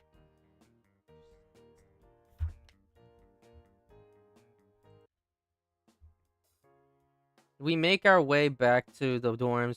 The chill air causes us to shiver and run for the entrance. As we reach the building, we both are out of breath. Kane in these dumb uniforms. He mutters between breathes. I shiver. I could go for a hot tea or hot chocolate right now. I rub my hands together as I make my way upstairs to my dorm. It's too bad I don't have a kettle or anything. I think out loud. Jax looks at me. You know there's a kitchen in the lounge, right? It has like everything you just mentioned. I blinked at Jax. Wait. I blinked at the Jax.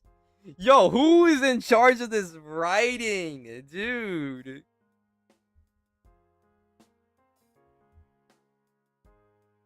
Yo, what is this writing? You mean I blink at Jax? Yo, someone needs to fix editor. You didn't know that? Add a kyber crystal powering the orb as well. Actually, there's actually a kyber crystal that the so basically let me tell you. I'm not gonna explain everything else, but so the the hold on, okay, let me speak.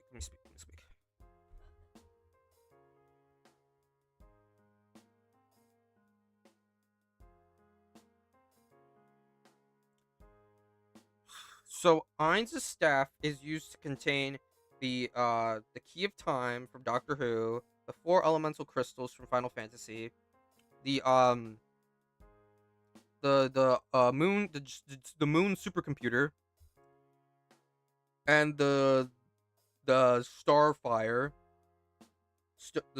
ring, and they all merge to and they all combine together to infuse into the Starkiller base, which is infused with Nokia metal, and it's containing the orb of dominance.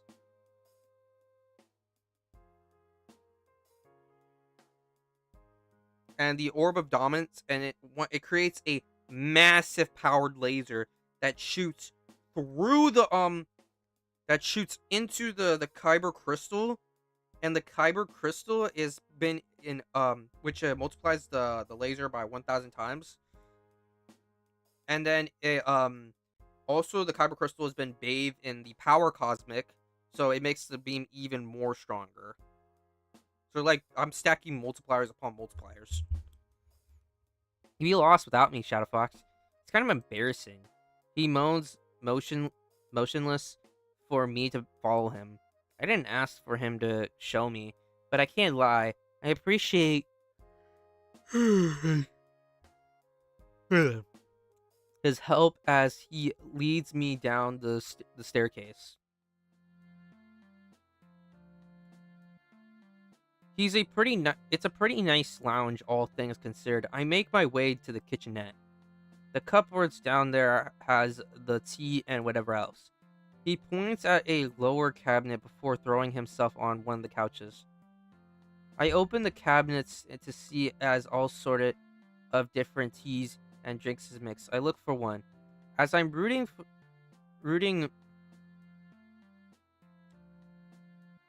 as I'm rooting, uh, as I'm, I can't freaking speak right now. As I'm rooting around under the cupboard, I peek around the lounge. To my surprise, Jax is still hanging out here, and hasn't left the room yet. I decide to not question it and just enjoy the shared moment. Should I make you some tea or something? Jax looks over at me from the couch. I expect a quip or some smart remark, but instead he simply shrugs. Sure, I'll take a coffee. Black. I nod. I make myself some tea, and once I'm done, I make a coffee for Jax. I can't help but feel little happy to be spending time with Jax in a more casual environment. For his part, Jax seems more relaxed too. Or maybe he's just too tired to pick on anybody. It's a nice moment. I finish up and start bringing the drinks over. As I carry the drinks, I notice Jax has been weirdly quiet. I go over to the couch and to check up on him. Sure enough, he's fallen asleep.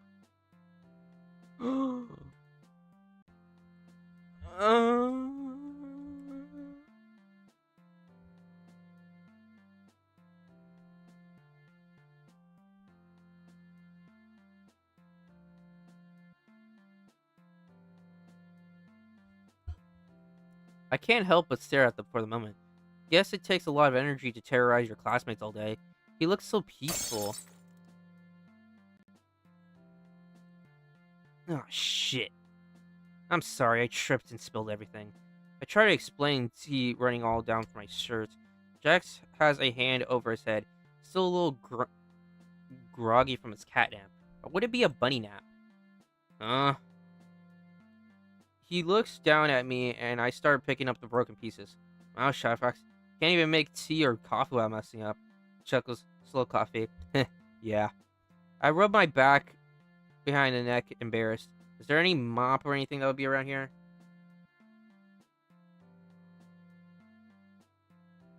Yo, that would be pretty cool, though. That would be pretty cool. You should, you know, Ambulate, you should try joining my Discord server, because we need people like you on my Discord server, okay? Also, after I make the gauntlet, I'm gonna make a sword, and then possibly maybe even a gun. But then after the gun's been made, I'm gonna go,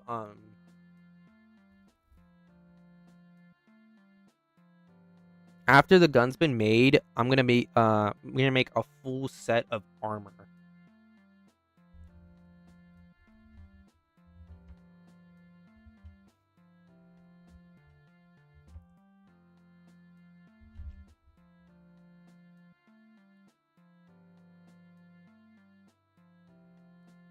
Is there a mop or anything? I feel bad for leaving this mess. I feel bad about it. Just don't bother cleaning it up. What if someone slips and falls? That would be a pretty funny thing, alright? I pick myself off the floor and determined to find a mop or some rag smoke. I see what looks like a closet, the door slight ajar on opposite sides of the thing. Maybe there's a mop.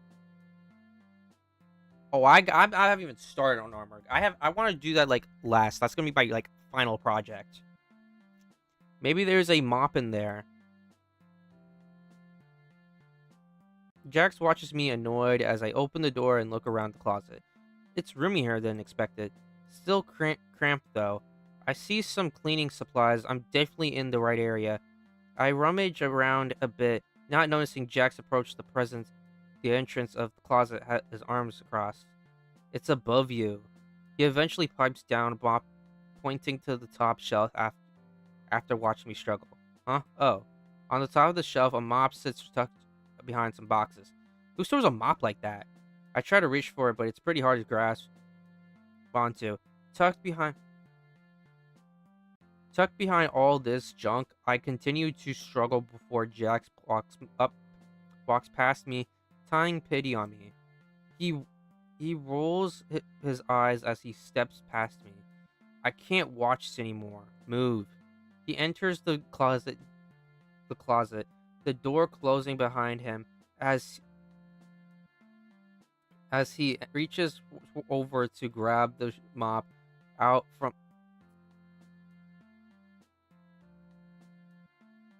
from behind the boxes. Here. I know, bro. He stays pushing the mop into my hands. I blush a bit, embarrassed as how much I've been relying on Jax. Thanks. I'm sorry I spilled our drinks. Stop apologizing so much. It's annoying. He says, twisting as the knob of the closet. What?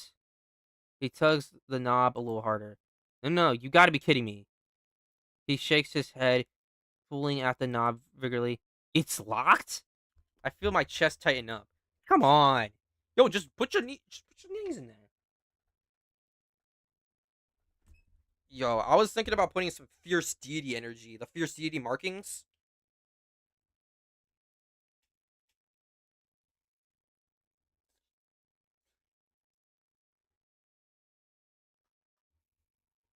Mine's is gonna be a mix of Mysterium armor and Power Cosmic armor from Iron Man, and it's gonna have Netherite Netherite pieces, and with all Minecraft enchantments. Jax starts banging on the door, pulling more violently. The door shakes on its hinges, but no luck. We're showered with old paint chips from the crumbling ceiling. We're locked in here. I feel a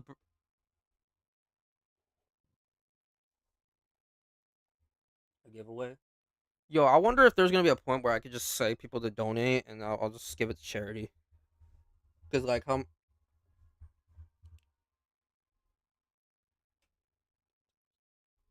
feel the breath leave my lunch as I clutch the mop to my chest.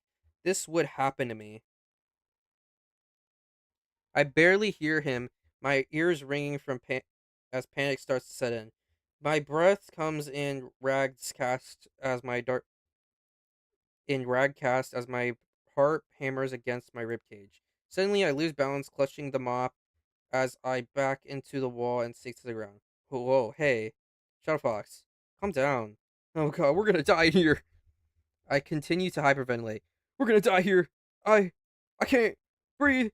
Jack, bro, I would never do something like this. I'll be like, yo, can you get us out of here, bro? Jax kneels down next to me, smirking. Not scared of anything here. This is not funny. I eke out with last breath. Jax let out a sigh. Well, we're not going to get anywhere with you freaking out like that. Wait, is this claustrophobia? Hold on, this is the actual real life fear I actually have. Claustrophobia. He sits against the door facing me. Just breathe. I'm trying. Well, I don't know. Close your eyes then. Stop freaking out. He tosses his jacket over my head. Imagine you're on a wide open rooftop or whatever happy place it is. I can't breathe in here. I manage as I cover my ears with my hands, clenching my eyes shut as I try to imagine I'm in a wide open meadow. It's surprisingly helpful. My my breathing shifts from panic grass into a slow, peaceful rhythm. You alright? Can't talk. Just breathing.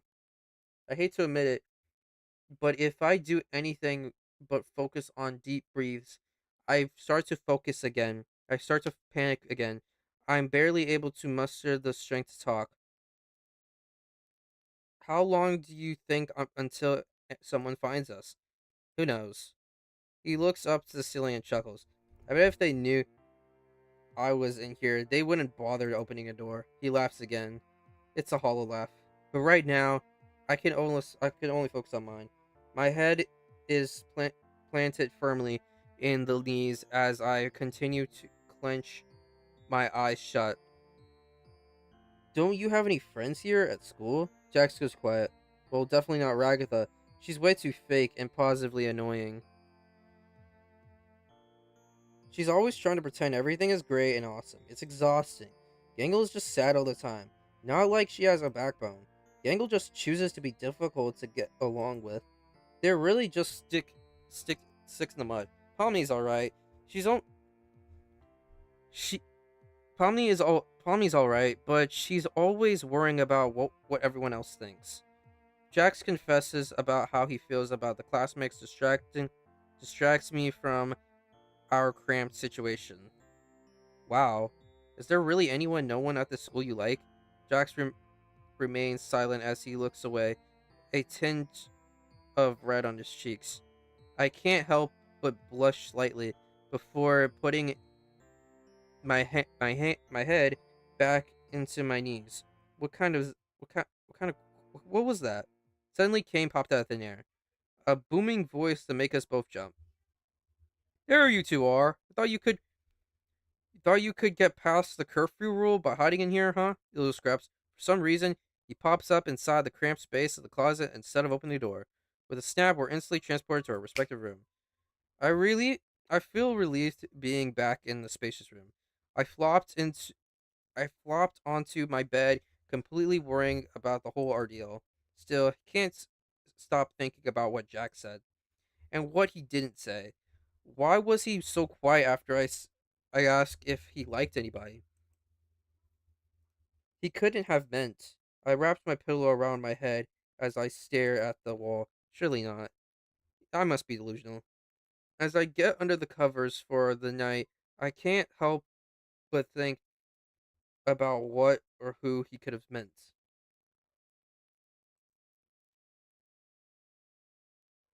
Day two. Whoa, we was been day one this entire time? Oh wait, never mind. It's day two. Day two just finished. We're on day three. Okay, okay. I wake up to my usual alarm and get ready for the day. It takes a little longer than usual. I still slept well last night. I couldn't stop thinking about what Jack said yesterday. I brushed my teeth and put on my uniform. To my surprise, I hear a knock at the door. I think a few moments of who could it be, and before deciding to just open it and remove the mystery. To my surprise, it's Jax. He leans over to the dorm frame, grinning his usual confident grin. Rise and shine, Shadowfox. Ready to head out? I'm a little flustered as I try to find my words, finishing pulling on my uniform, and suddenly very concerned about making sure everything is neat and covered. Oh, uh, yeah, I was just gonna try to pick up up it real quick before we go to class. I don't want to be late again. Jax rolls his eyes. Why? I thought it was funny yesterday. I don't know what that is. He should. He still is wearing the same confident grin. I giggles awkward. Yeah, but I don't want to make a habit of being late. I turn and lock the door while Jax waits for me. Once I'm sure the is locked, we start we start to walk to school together. The school air is cool against me. I shiver again. You want to be right. These uniforms do suck. Jax nods. When Kane designed this school, it was early spring. Then the seasons just keep going, and we couldn't convince him to make us new uniforms, and said to put it in the suggestion box. And I guess he forgot to put one up because we never found one. We ended up having to just ditch the Blazers for the summer. But you can't do anything about the cold. He shivers up, rubbing his arms, his breath visible on the autumn air. I lean in and little close, and Jax doesn't stop me. He doesn't acknowledge the shared warmth, uh, but honestly, not being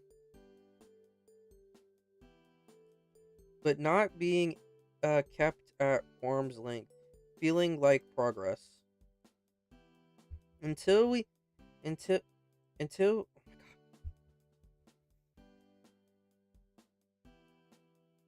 oh my god until we enter the school and he moves in from front of us, front of me, keeping a safe distance between us as we walk into school. You're getting breakfast or heading to the homeroom then, new kid? I'm gonna grab something real quick. Alright, but I'm not hungry and I don't care about being late either. I'll just wait outside the cafeteria, I guess. I nod, smiling to myself. I dunk inside the cafeteria. All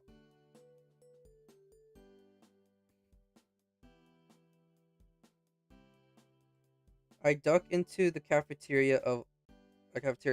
All of the lines are crowded, and I know Jax said he would wait, but I don't want to test his patience. There's a Ooh.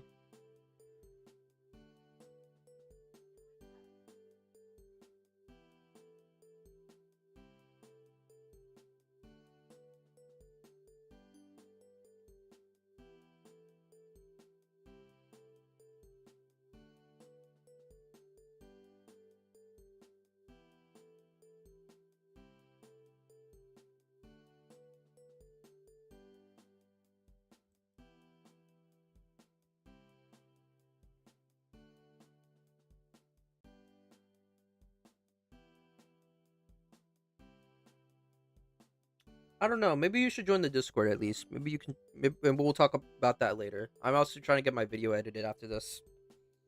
I snag one from the basket before turning back to the cafeteria entrance. You get something? I look down at my humble granola bar. Yep, good one. Let's get going. We ascend the main stairway, entering the homeroom as I appropriate time for the day. I munch on the granola bar while I take a seat. Jax takes a seat behind me. Huh? I turn to look at Jax. You're sitting behind me today? Jax flashes me a grin. You're so observant today, Shadowfox. He rolls his eyes. What's the problem? Don't trust me today? I turn to the front of my class as Mr. Kinger starts his lecture on English. I can't help but feel a little nervous. Predict per periodical. Oh my god! Reaching, reaching behind my neck to feel any feel for any gum or something. I still can't. I guess I still don't trust Jax. Once I finally manage to focus on Jax, I feel someone poking my elbow. Looking down, I see a small piece of paper being passed to me. Must be Jax. I give him a confused look before taking it as discreetly as possible. Dang. Unfolding the paper, revealing a crudely drawn sketch of Mr. Kinger, a speech bubble over his head that reads blah blah blah. I'm so boring. Yo, Kinger with the mouth looks cursed.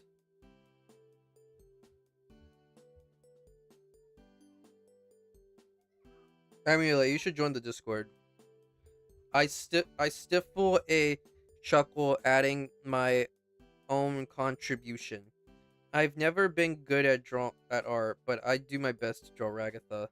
Wait, what? We draw Ragatha? Oh, dang! This is freaking crazy. I did was thought we meant like Gangle or something. I was like, was Gangle drawing Ragatha or something? Like, then because my brain is dead from all this dialogue.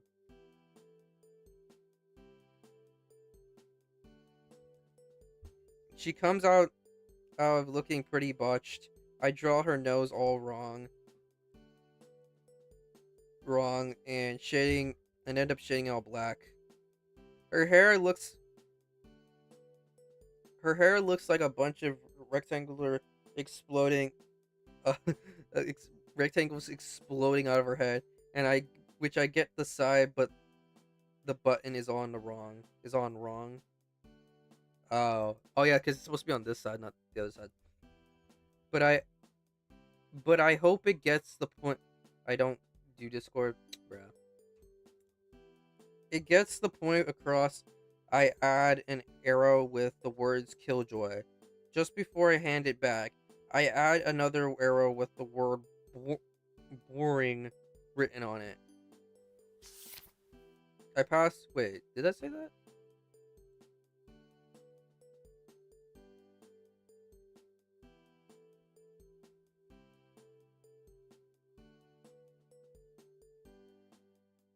Where's the word boring? Eh. I pass the note back and Jax quickly swipes it from me. I hear him let out a small exhale through his nose before the sound of his pencil scratching again. He takes some time before passing the note back. Yo! Oh, there it is. Yo, what? Hey, he's in his one suit. He's in those overalls. Incoming. I open the door and see what Jax was working on. This time, there's a sketch of him. Wait, driving in my car. Wait, driving in my truck right after a beer. Hey there, truck. There's a speech bubble saying incoming. There's also a small, pretty much right. He added by my sketch. There's a speech bubble coming from the truck saying incoming. Oh wait, did I accidentally? Not sure that's a compliment or not. I started my own contribution when Mr. Kinger walks by my desk. Do you have your homework, Shadowfox? I tried to cover up the sketches, but Mr. Kinger sees the paper and tries to quickly snatch it up. This isn't homework. He eyes for a moment. Wow, Shadowfox, you're a really good artist. Except your Ragatha could do some work, huh? Mr. Kinger continues taking up the homework and our sketches along with them. Crisis averted? Mission failed successfully? I shoot a relieved look at Jax, who's converted his mouth, trying to hide an amused smirk. Mission failed successfully, chat.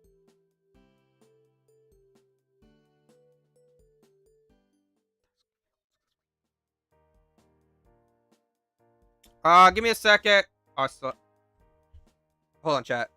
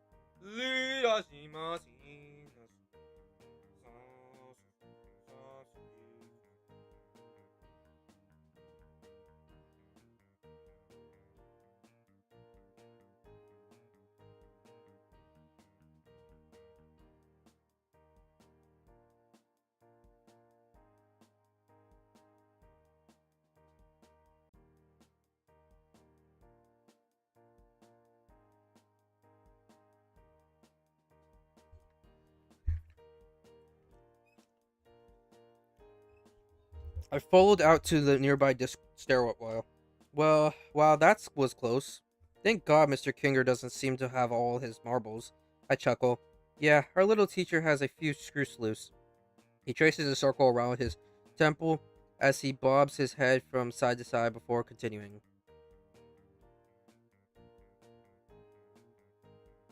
Anyways, listen up, Shadowfox. I have a really good prank idea for today. I perk up. Jax reaches for his buzzer pocket and pulls out a red bottle. I managed to get my. I man. Yo! Satan's butthole was crazy. Ghost pepper hot sauce. Even a few drops of this will make you. You know what? I mean, my payday.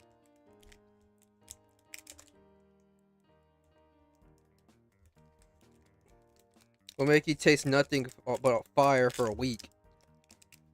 Who are we gonna do it on? We're gonna do it on Zubul?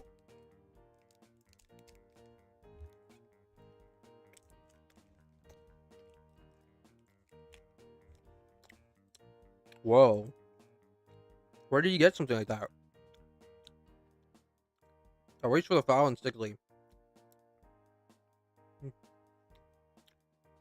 Hold.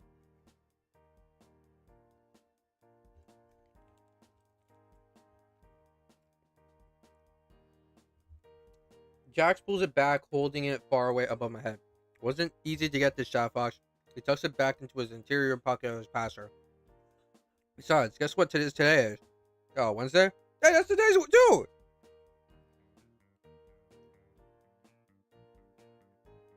This game is highly realistic. It's Mystery Meat Day at the cafeteria. Just a few just a few drops of this little guy in the pot, and everyone's mouths will be on fire. Come on, this should be good. He beckons me to follow, and I do so without question. Oh, can we just do it to Zubul though?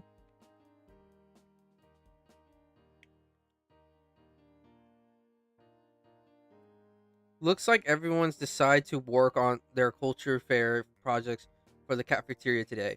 A few tablets have been carved where Gangle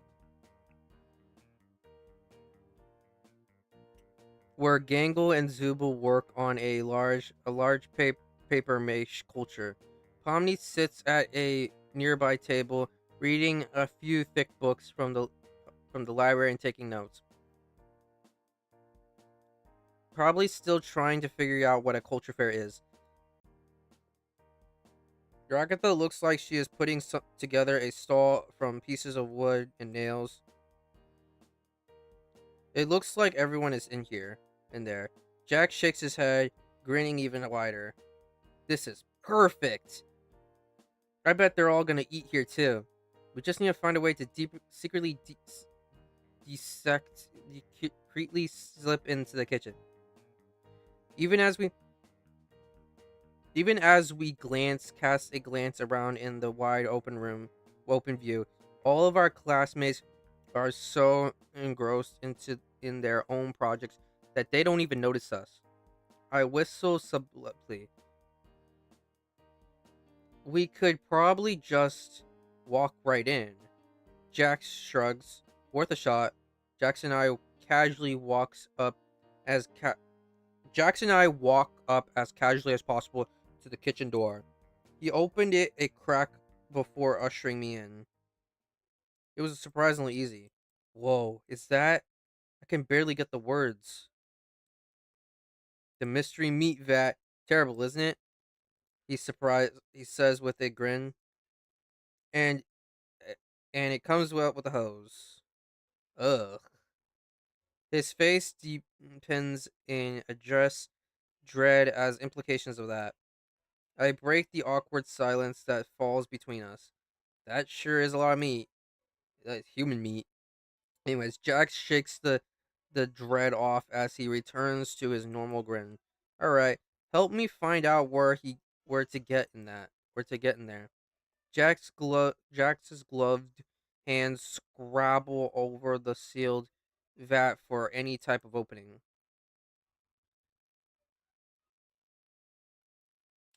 It's to be honest, any app is kind of dangerous. The internet is a very dangerous place, to be honest.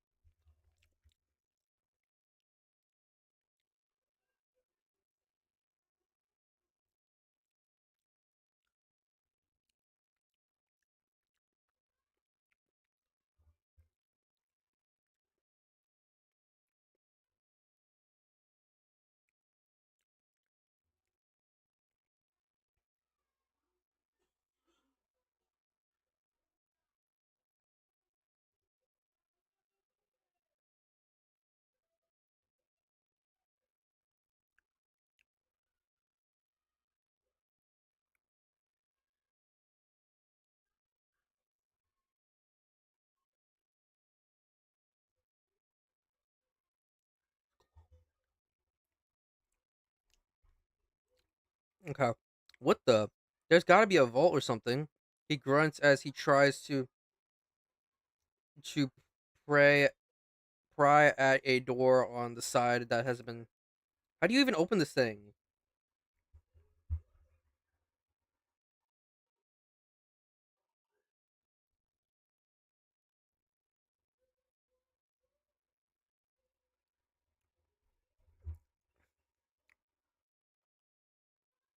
Maybe there's a pressure relief valve or something like that that opens up. I look around the tank underneath, finding some buttons or a lever. Hey, buttons! Jax pushes me aside to access the panel. Let me see. He stares at the panel for a few moments. Starts pushing the random buttons. Are you sure that's a good idea? Oh, go. Oh no! Oh no!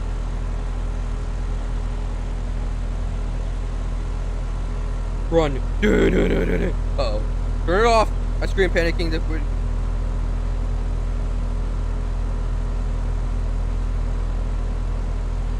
Panicking as the sludge begins to flow towards. Right. Press another button. Oh, oh, no. Oh no, we gotta go. We gotta go. We gotta go. We gotta go. Jax, let's dip. We gotta go. The hose begins to whip around like a snake in its final moments. Molten meat sprays all over the room in high volume. Please stop hitting random buttons. I tuck my head under my arm and duck. We gotta get out of here. Jax, we burst out the door like a bat out of hell. The hose has a mind of its own. The wazzle wedging between the door and the frame, oscillating up and down like it's a living creature. Vile meat spews from its nostril in a coating the guilty and innocent alike in terrible meat sludges.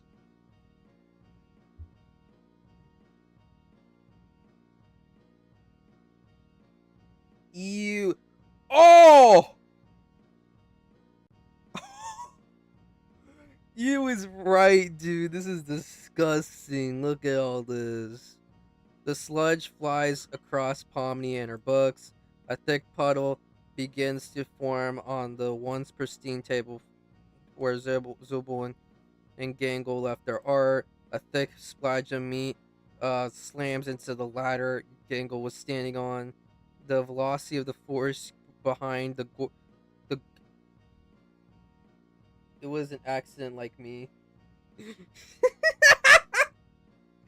Oh, it was crazy. An accident like you? That's crazy. That's crazy. The velocity and force behind the gout of meat knocks the ladder over, prompting sending the ribbon character to the ground. Ribbon character's also crazy, bro. She lets out a little yelp, her comedy mask shattering on impact when hitting the ground. Rakatha is standing behind her her saw, which provides be to be poor cover as she pressurizes the meat, knocks her saw down and pins her over underneath. Everyone is meat. Everyone is meat? Everyone is meat is crazy. Everything is meat. The entire interior of the cafeteria has been painted by the vile Concord brewing in the vat. Eventually, with a wheezing hiss, that the the last of the vat contents are exhausted, now lying across everything in my field of vision. A terrible silence settles over the cafeteria in the wake of the chaos, and the entire place looking like the entire grotesque crime. What the freak happened while I was gone? You have an early design. I'm still drawing. I don't want to. I don't want to reveal it yet. I want to. I want to. A silence that is eventually broken by the appearance of Kane, who floats above the bubbling sludge. Whoa! Clean up on aisles U, he says as he surveys the scene. Mystery Meat Day is ruined. Mystery Meat Day? What about the entire culture festival? Our projects are completely covered in meat juice. Oh no, that too. Who could have been Who could have be behind this target attack on our school fair? Uh, are we gone? Who do you think? Oh no. No, no, no, no, no. We're gonna get justed. We're gonna get busted. Jax, we gotta leave. We gotta dip. We gotta run. We gotta run like freaking Wally West. Zubo crosses her eyes and glares at Jack's eye. We're still here? We didn't leave? To be to our credit, we are also covered in meat. Listen, we can explain. This wasn't supposed to happen. Jax wheels on me as everyone begins to glare. Yeah, Shadow Fox. What were you thinking, ruining? Just gonna blame it on me, Jax? After all we've been through, which is just gonna betray me? You're sick. What? What? I'm very disappointing you, Shadow Fox. You just betrayed me? All right, that's it. I'm bringing out freaking. I expected better. Principal Kane turn, turns his back on me, shaking his head as he surveys the cafeteria again. Discipline action is the only way I can try to correct this little behavior hiccup. Wait! Oh, crud! I got freaking. Dude, you're a 9-year-old, dude. Bro, I thought you were 13 or so, or something like that. Before I continue, Principal Kane snaps his fingers, and we're transported into his office. Now wait here before I prepare your discipline. Oh no, no, no, no, no! Oh god, oh god! Yo, is that is wait? Oh god, it's the what's that? What's the dude name? What's Gloint Queen? The Gloint Queen. A bunch of small geometric shapes with eyes and mouths bounce around the office castle. Gloint Queen. I'm here to enroll my Gloinks in classes. All 500 of them. Kane appears from behind the desk, his eyes widen. Whoa! Enrolling 500 Gloinkses in classes? That's gonna take a while. Bubble, cancel all my meetings for the rest of the day. Oh, night, boss. Wait. On boss? He looks a little down as he confuses. And cancel my 3 p.m. massage therapy appointment. He turns to face me. Wait here, Shadow Fox. Kane motions to the giant slug creatures. Follow me this way, your gloinkness. He leads the massive slug thing into a back office. Wait, what about my... I try to protest, but it's too late. The little geometric shapes bounce around the office now, knocking things down and making general chaos. I wait there. I'm realizing now that since Jax and I have had pulled our prank, I really haven't got to eat anything. My stomach growls. I think about ditching, but Bubble hasn't stopped staring at me since. I'm I'm nervous about what will happen if I try to leave. Why is Bubble here?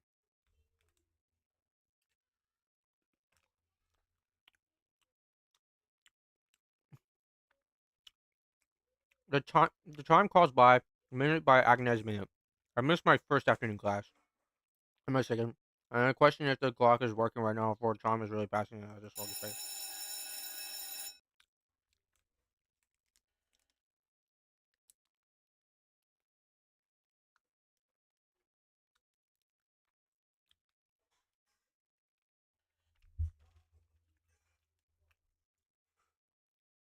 Hmm.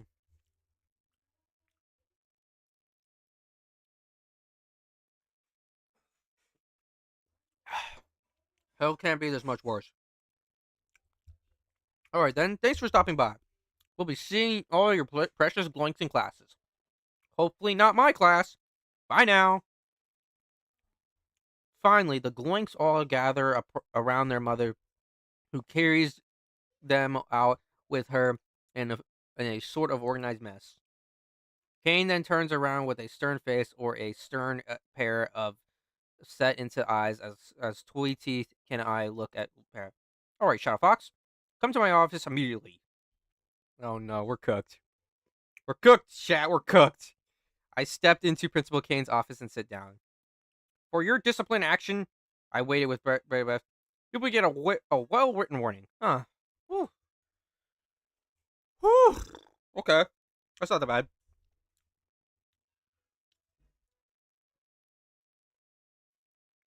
I don't have a date.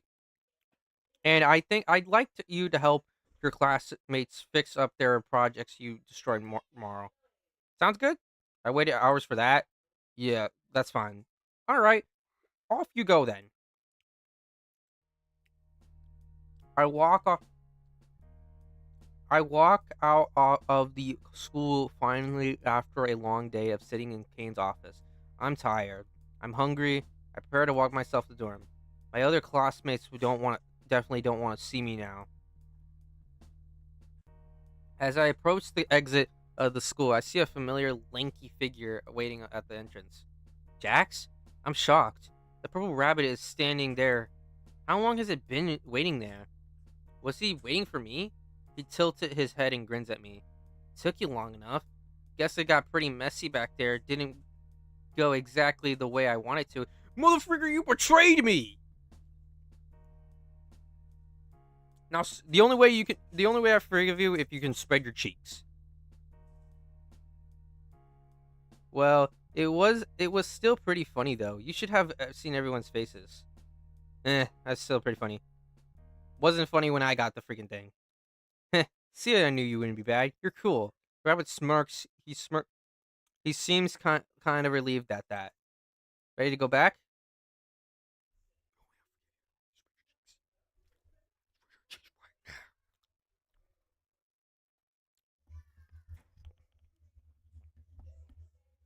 I'm just happy that me and Jax are quarterly after this. Even though my stomach growls from not eating out all today.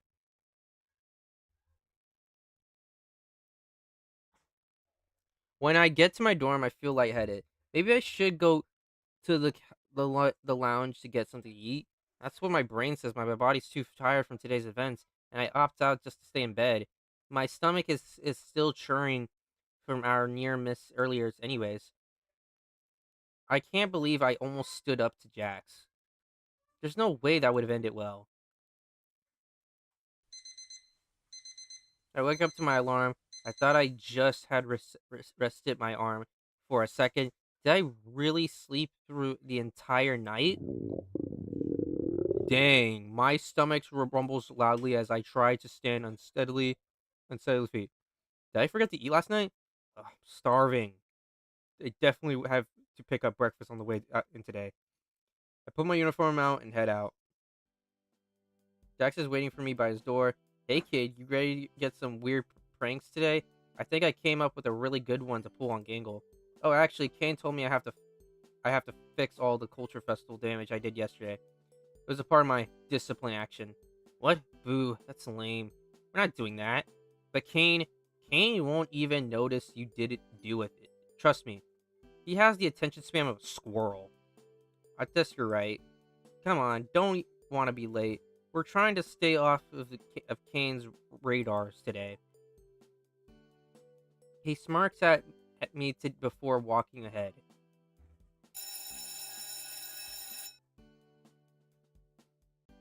By the time I stumble into homeroom, the bell is already ringing. I take my seat.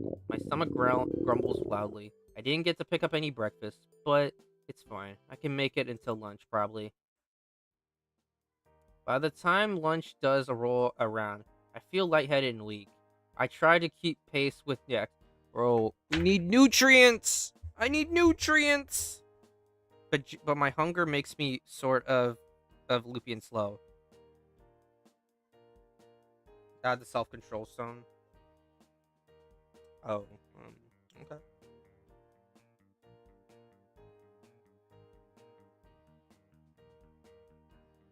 I'll try adding it.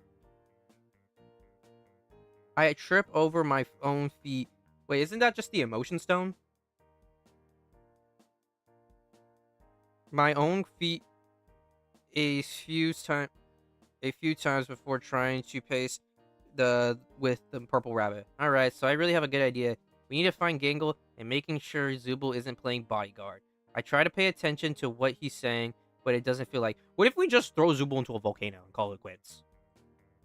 I'm going to need you to lure Gangle to the top of the stairs. That's the least thing I can.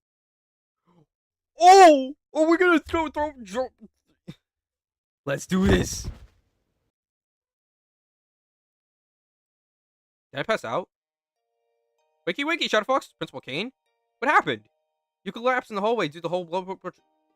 Dang. Didn't know that could happen, with your unique situation. Brushed off the comment. What was he talking about?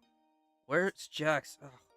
I grab my head and feel a pitting pain. So you Shadowfox, you had a pretty big pratfall out there. Ouch. I really feel it now. Kane laughs maniacally. It was a whole thing. He toppled over the side of the stairs and landed on the ground floor. Luckily you, someone scrapped you off the floor and brought you back. Am I okay to go to classes now? And I still have to help everyone get their stuff fixed for the culture fair. Well, I have good news for you. Kane smiles, tiddling with his cane in his hands. You see, Shadowfox, the culture fair had to be canceled. What? Yep. Yo, the fair cancels? He paces back and forth. We lost way too much progress on Wednesday. And then yesterday, Gangle had to make a nurse visit. Tripped out. And yet then yesterday, Gangle also had to make a nurse visit. Tripped right down the stairwell. 2 stair accidents in one day. Not good for our image. He pauses a moment, shaking his head before resuming. When with you and Gangle out of commission, we couldn't recover our losses. So the culture fair is a bust. Well, I didn't know that could happen. I thought that was like a top priority that had to happen. As he said this, he throws up his hands and a bunch of playing cards explode out from fluttering the thing. You gonna clean that up? He looks at me. I look back and Kane blinks a few moments before remembering. Face palming as he says, "Oops, that's right, head injury." He snaps his fingers and playing cards disappears. Wait, which day did Gangle fall? What day is it today? I panic. It's way into my voice. Friday. Friday? I was gone out for an entire day? Yep. Wait, did we skip a day? Yep. I was worried we lost you. But then again, I remember that can't really happen. Kane continues, but I just sit shocked at the revelation. Yo, I'm pretty sure that can only happen for like low blood sugar takes like days of eating. We only didn't eat for like an hour or multiple hours. Did Jax at least come to visit? Who? No. Oh, nobody visit you. We sit in awkward silence. He fidget with his cane before resuming the conversation. Well, though, since you brought up Jax, what about Jax? I say with eager news about my friend. You see, Shadowfox, you were an NPC. Huh? One designed to help Jax to get along with his classmates. What? Did we?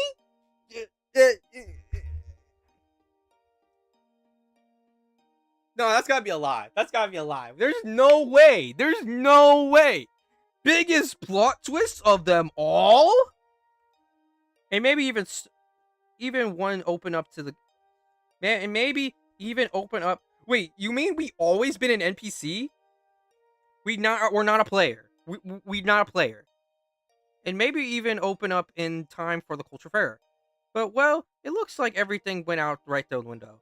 So as he says, he makes an exaggerate tossing of motion, and a nearby window flies open. Outside, the sounds of breaking glass can be heard, even though I'm pretty even though it can be heard, even though I'm pretty sure his hands were empty. Unfortunately, that kind of stuff leaves you in an unfortunate position. You really won't be of use anymore. Wait, this is a game over? This better not be game over. We better not get a game over again. It looks like he pulled you more to his side than anything. He's so persistent, a lovable scram. But that means we'll have to go back to the drawing board. What is he talking about? Oh, no, no, no. We gotta go back. He's gonna take us back. I'm not redoing all that. I'm not redoing everything. We're going back. We're doing time manipulation.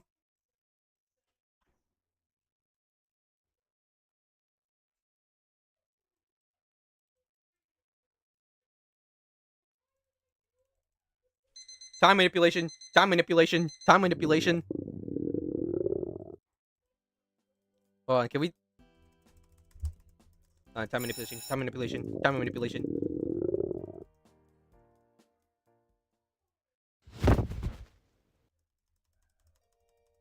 Wait, we can't skip that? Dude. I don't want to do this all over again. Wait, we saved, didn't we? We could just...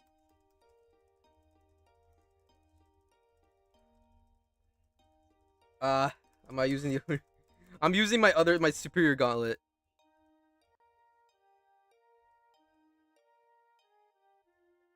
I'm sure we'll get it next time. Game over. We hit a game over a second time.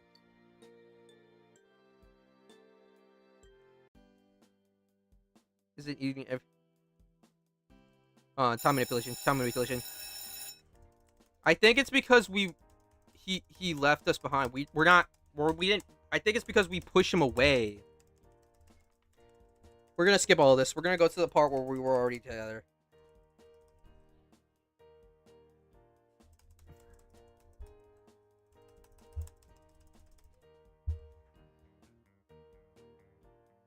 We'll tell him that Zubul attacked him.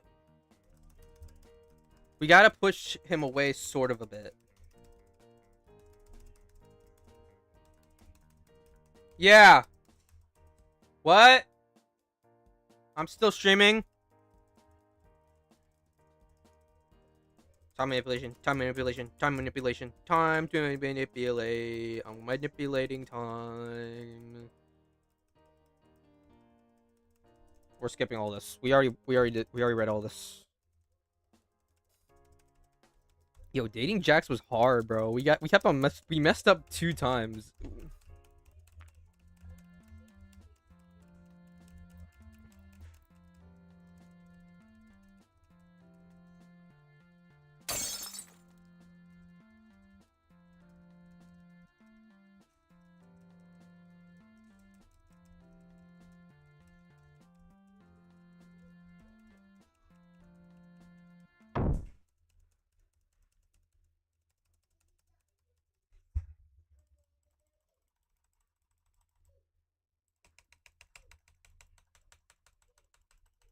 Alright, but so what I'm doing is for the one gauntlet is basically a lot of stuff, so I can talk you over my gauntlet.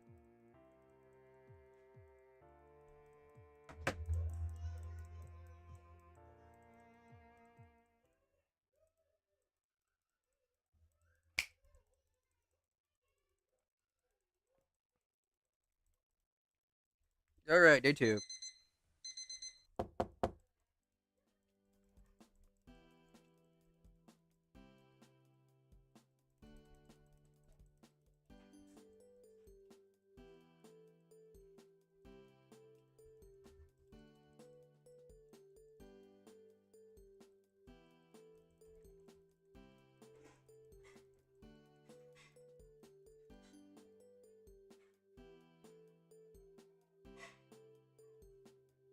I never showed my face on stream. What are you talking about?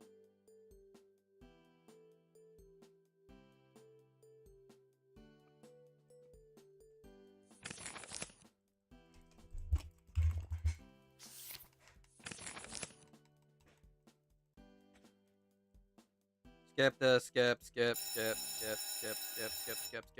Bro, when is this game freaking... Okay, this is where we sort of mess up. So we're gonna save here. Because this is like... Funny Bunny's Cannon. Funny Bunny's Cannon. Funny Bunny's Cannon. There's a song of that. Stop spamming. Only stop. User timeout.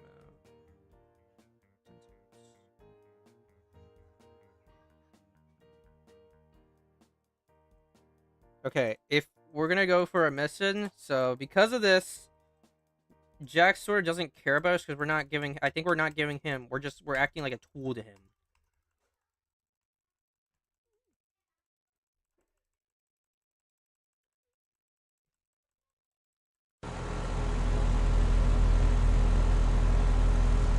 So I think it's because we're not giving him. We're not acting like a human to him. We're just. I swear, if we're really just an AI.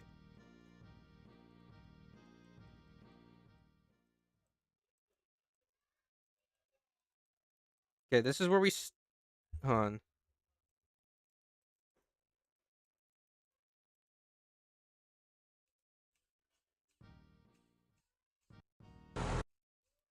When was the last time we had a message?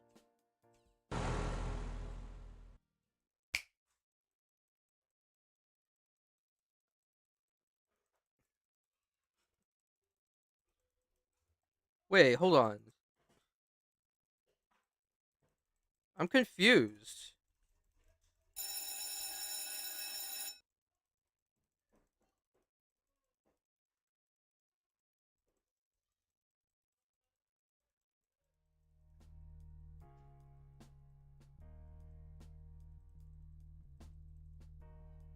Okay, we'll have to say it wasn't funny. Hold on. Let me save right here. We'll say it wasn't funny. Don't be so lame. I'm not being lame or boring or whatever you want to call me. We messed up everyone's culture festival that's they've been working on. We have to we gotta act independent so of the time because I feel like Jax just saw us as like a tool and we can be replaced. But we gotta act independent, okay? Because I feel like we were so hard just to keep him happy, so maybe we have to, or even if that doesn't deserve to be said. Jax rolls his eyes and crosses his arms as I offer my heartfelt rebuke of our actions. Jeez, I didn't think you cared about that stupid festival. He gives me a look of utter ridiculous. Maybe I don't, but they clearly do. I curl into myself. Now they probably hate me. The tears flow as freely as my world. I spent hours in that office, missing lunch, missing my classes, and all of that. You just let me take the blame for it all. I could deal with everyone hating me, but I at least thought you would be there for me. Jack's grins curls into a frown of disgust, and I can't stop. I don't know if I care. You weren't there for me. There for you. His voice is venom, bearing down on me with cold, condescending anger. What do you think this is? You think I'm just gonna swoop in and save you every time you need it? He wipes his hat. Is he gonna do the thing? Like, you are my playthings. Wait, hold on. He's trying to act like the Scarlet King.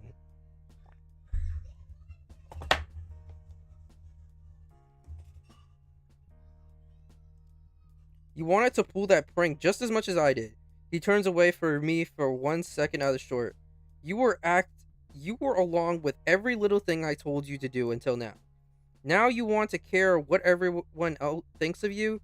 He turns away from me, barely before leaning back down to my level, gazing into my eyes with manic anger. His own voice seems to pitch up as he gets in my face. his pupils dilating to small black squares. Nobody here has ever liked you. He sweeps an arm across his chest. I have to stumble back to avoid being pushed back. You spend every day tormenting them with me. He pointed to his face, where a manic grin now stretches his eyes and tone. Now you want to pretend you have a moral compass? He leans back and just asking, why I ask you questions and you just never reply to them. I thought you were just telling me things. I didn't know you were just asking me questions. A lot of the time, also, if you're talking about the gauntlet, a lot of the stuff I don't want to spoil. He leans back and lets out a hollow laugh. That might be the only funny thing you did that I didn't tell you to do. I sit there in stunned silence. Even as I hold back more tears, I have to admit, he's right too. I did spend the last days with him pranking people. I thought we were having fun, but today we took it too far. I can't even stand to look at Jax. I turn away, half mumbling my words. I thought you were my friend. Jax's oh, Jax's manic grins and his Jax's manic grin falls away from from his face as his mouth narrows. His pupils go wide. Somehow, this is scarier than the manic rage I was facing moments ago. No, he says plainly. No, he can't mean that. I pushed him for a different response. I'm not your friend. My chest goes tight. Why would he even say that? How could he say that? After everything that's been happening between us, it feels like I'm talking to a different person. Walk home alone. Deny his words. We're gonna deny. Hold on. Save. We gotta save this.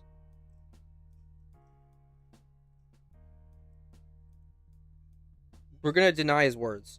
I know you don't mean that. Oh my god, listen, newbie. Listen closely. We aren't friends. He stretches out each word before returning to his signature smile, taking a few words deep. We were never friends. I was just having a little fun. Clearly, you got the wrong impression. Why would you ever say that? I'm on the verge of tears again. I thought we were getting close. Jack scoffs. Literally episode 6. I'm about to crash out. Getting close? Aren't you are you that Delulu kid? New kid? Then why would you wait for me here before school and text me at night and sit by me in classes? It's my turn to be angry. Oh wait, hold on, I gotta charge my thing. Well, you chose to help me last night. Why would you do all of that if you didn't care? Jack shrugs neutrally. You're reading it too much. I can't even look at him as tears blur my vision. Over our shoulders bump as I run past him. Everything about this moment hurts. Every emotion feels like a jagged edge. But it's like Jack says, I must be Delulu. Delulu to think we're even friends. I was alone this whole time, and when others reached out to me or offered me respite, I turned them away. I hear others whispering or casting worried look about my way as I get back to the dorm. I open my stupid plane door as my stupid plane room and throw myself on bed.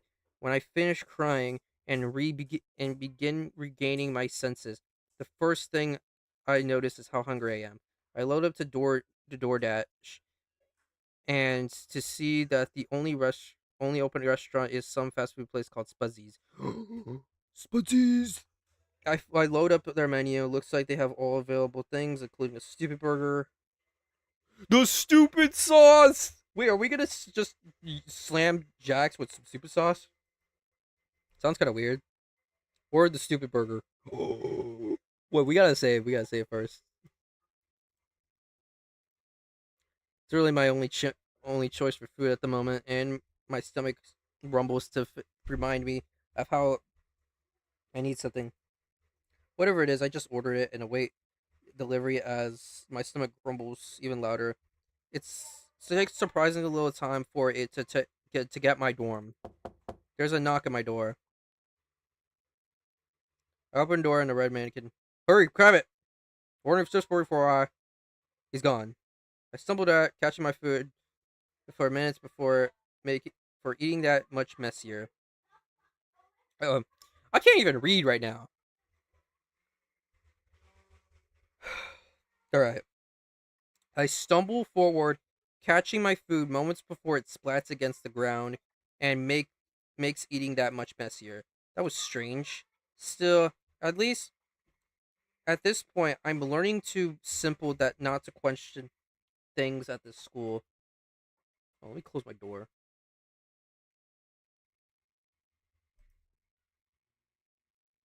I go back to my room and unwrap the burger. There's a weird pink sauce dripping from the burger.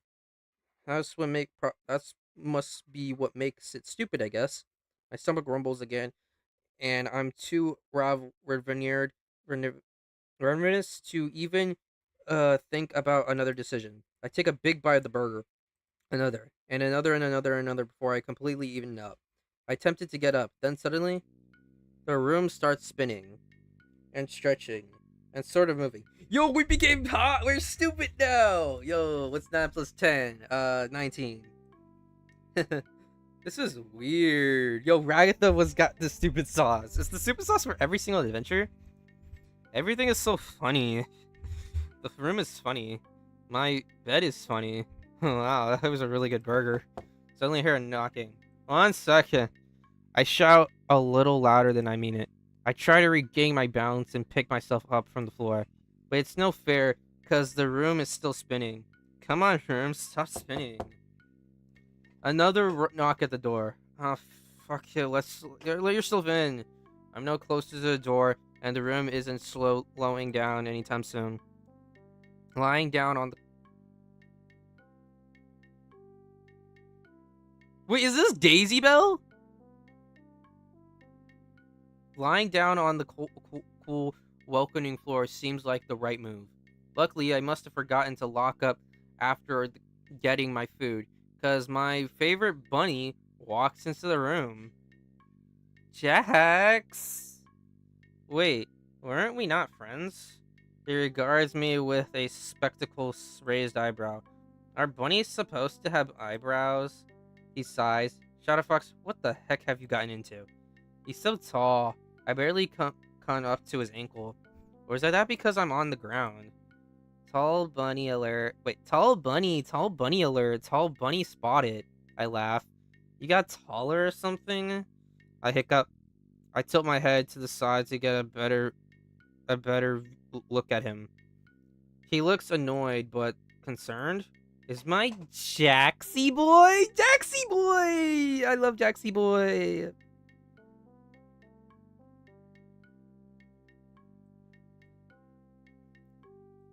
Sit up. Are you drunk or something? Drunk? No way. You're drunk. You. The way the words don't come. Jax gets down to my level to try to sit me against my bed, but I pushed him away, laughing. Would you just... He struggles to get a good point. Sit down. Even as he manages to force me into an upright sitting position, my hands flail out, pushing his face away from me. No! I shout, pouting for a moment before I try to crawl away. You're drunk and mean. Jax sighs and stands back up, giving for a moment. What am I even doing here? He mutters under his breath, but I can hear him. Then he speaks up. I brought you food since you missed lunch. He emphasized the last words of each sentence, pointing in an exaggerated way to the bag in his hand. He shakes his head as I keep lolling my head from side to side, fascinated by whatever he's trying to do. Whatever happened, you're too messed up to even eat, right? He folds his arms and turns away from me. But I have a real truth bomb ready for this mean bunny. But you do want to be my friend, though. The last words come out as a mix of other words, but I'm trying to be serious as I stumble over my own words. You hate me. I emphasize the word hate, putting as so much of my fleeting word behind it as I can muster. Whatever was in that burger is wearing off enough for me to stumble on my steady feet. Jax is impressed that I managed to stand up, but doesn't acknowledge the huge truth bomb I just dropped. I try to take a step forward, by knee wobbles dangerously, and I almost fall over again. Careful!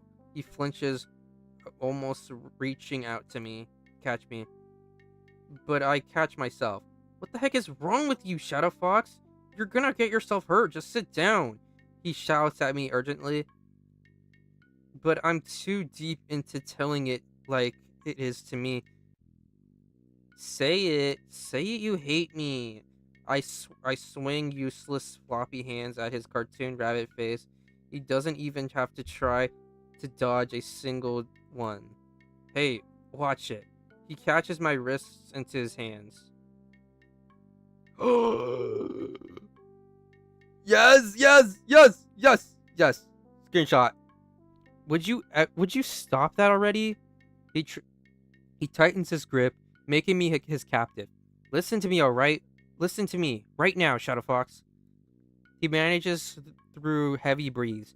We're going to move you to the bed.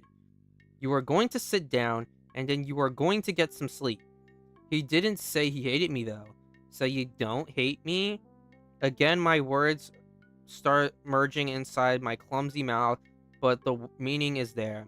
My anger subsides as I look into his beautiful yellow eyes. You love me, don't you? I inch closer to his face. We gotta save that. Any images we see like this, we have to save. Jax blushes furiously. What are you talking about? He shouts at me. What? We can kiss him? We can kiss him? We can kiss him? You come. Wait, hold on. What's that son? Wait, hold on. Let me get it. Let me get it. Let me get it. Let me get it. Let me get it. Let me get it. Let me get it. Hold on. Hold on. Hold on. Hold on. Let me get something. Let me get something. Let me get something. Let me get something. Where is it? Where is it? Where is it? Where is it? Where is it? We got it. We got it for 1 second. Right here. Right here.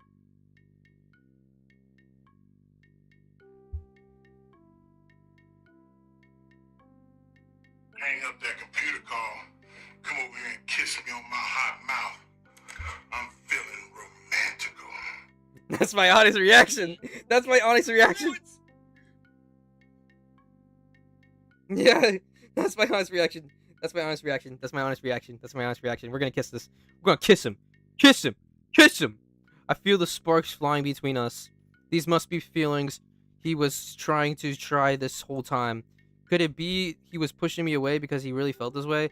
I feel hot and lightheaded, but before our faded lips can touch, I feel my body go weak. I pass out. No! It didn't happen. It didn't happen. It didn't happen, dude. We were supposed to kiss him. I wanted to make out with him. I want to make out with him. I wanted to make out. I wake up in my bed the next morning. Those covers around me, the covers over me, as if nothing happened last night. Did anything happen last night? My memory is still all fuzzy. I ate a burger and then Jax was there. Jax! I sit up straight in my bed and do a quick scan of my room, but it's completely empty. Could it just been a dream? I notice a bag on my desk. Food? I guess some of it wasn't a dream. I grab my...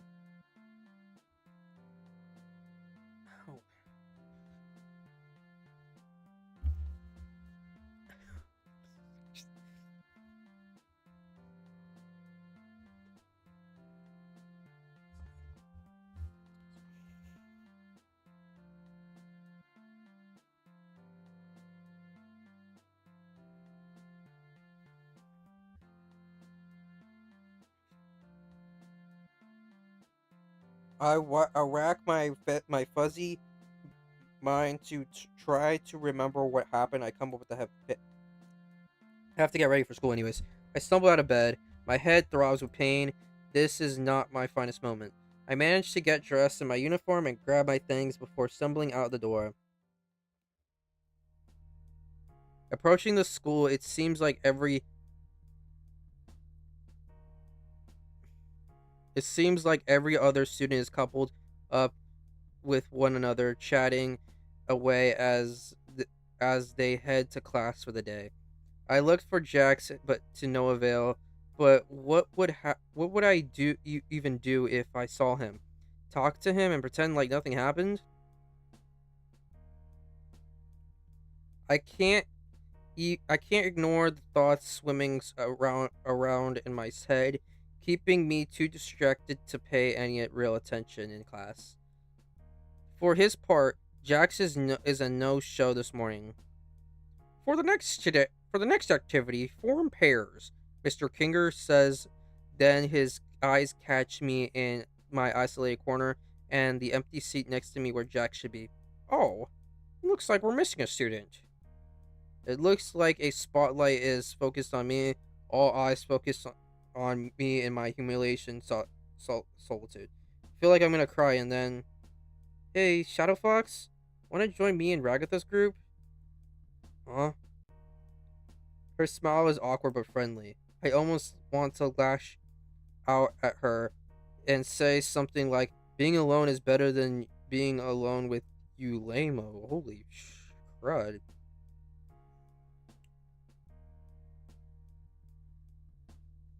Oh, I think I'm done with the gauntlet. To be honest, I can't. I already drew the front side. I can't add any more stuff. I almost want to. Oh wait, I read this, but I'm too miserable to put out words. And her kindness is genuine. Come on, Shadowfox, you can sit next to us. Even Ragatha gives me a shy smile. I shuffle over, leaving my dignity behind. Hey guys, there is a few moments of awkward silence. God, I feel like the worst person in the world for ruining their projects. Hey, Shadowfox, how you doing? You seem kind of off today. She trails, she trails off, giving me another awkward smile. Uh-huh, sorry. Did something happen between you and Jax? I know, but I kind of are. I still gotta. I know that's what I'm doing. I just have to draw the back, but I don't really know what else I can add to the back because there's like gonna be like maybe another system could be put on the back. I don't know. I don't know because I already have like two more systems I have to put. No, three more systems actually. I still have to add the command blocks. Ragatha shoots her a look. Pomni. Then she fixes me a gentle look. Did something happen though? I roll my eyes and swallow my sadness. That's obvious. Still, maybe it's time to get this off my chest. But we got in a huge argument today over the prank we pulled. I still feel really bad for messing up everyone's projects. And then when Kane punished me, Jax just walked off. He acted like it was messed up for me to expect him to share the blame with me. Yo, it's Xe. Welcome, Xe. We were both upset and said a lot of things. And wish I just now I just wish I haven't told him how mad he could made me. Pomni puts a hand on his arm. That's not fair to you, Shadowfox. You're allowed to be upset and talk about things with your friends. Ragatha nods. Jax isn't the kind of person to really talk about those kinds of feelings with. Jax seems to almost be speaking to herself, looking into the distance. Pomni shoots her a look before continuing.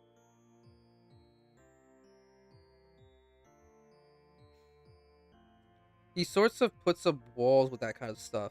Why? Ha- has he really not made any friends with anyone in this school? He used to have friends here. He did? Ragatha has my full attention. It was. She pauses a moment before rubbing her forearm. Well, a long ago. Ribbit and Kaufmo? Back then, when we were all friends. Hoffmo and Ribbit were his closest friends, though. They really brought everyone together. But one day, something happened. We lost them, and Jax closeted himself off. He took it really hard. What happened? Ragatha, Pomni, and Pomni exchange a look before Ragatha leans in, whispering under her breath. Out of school suspension. Is that supposed to be scary or sad or something? Still, I guess that's why Jax is. The way he is, he just doesn't want to get hurt again. I understand. At least I think I do. If it makes feel you feel any better, him not being here is a kind of a good sign. How was him avoiding me a good sign? Well, he cared enough that he had to take some time off. Jax likes to run away from his feelings, so whatever happened, it affected him enough to skip class today. The cogs in my head start turning. Is everything she said true? All that we did together, getting trapped in the supply closet, pulling that prank, all the awkward pausing where it felt like we were both holding back. So something was there.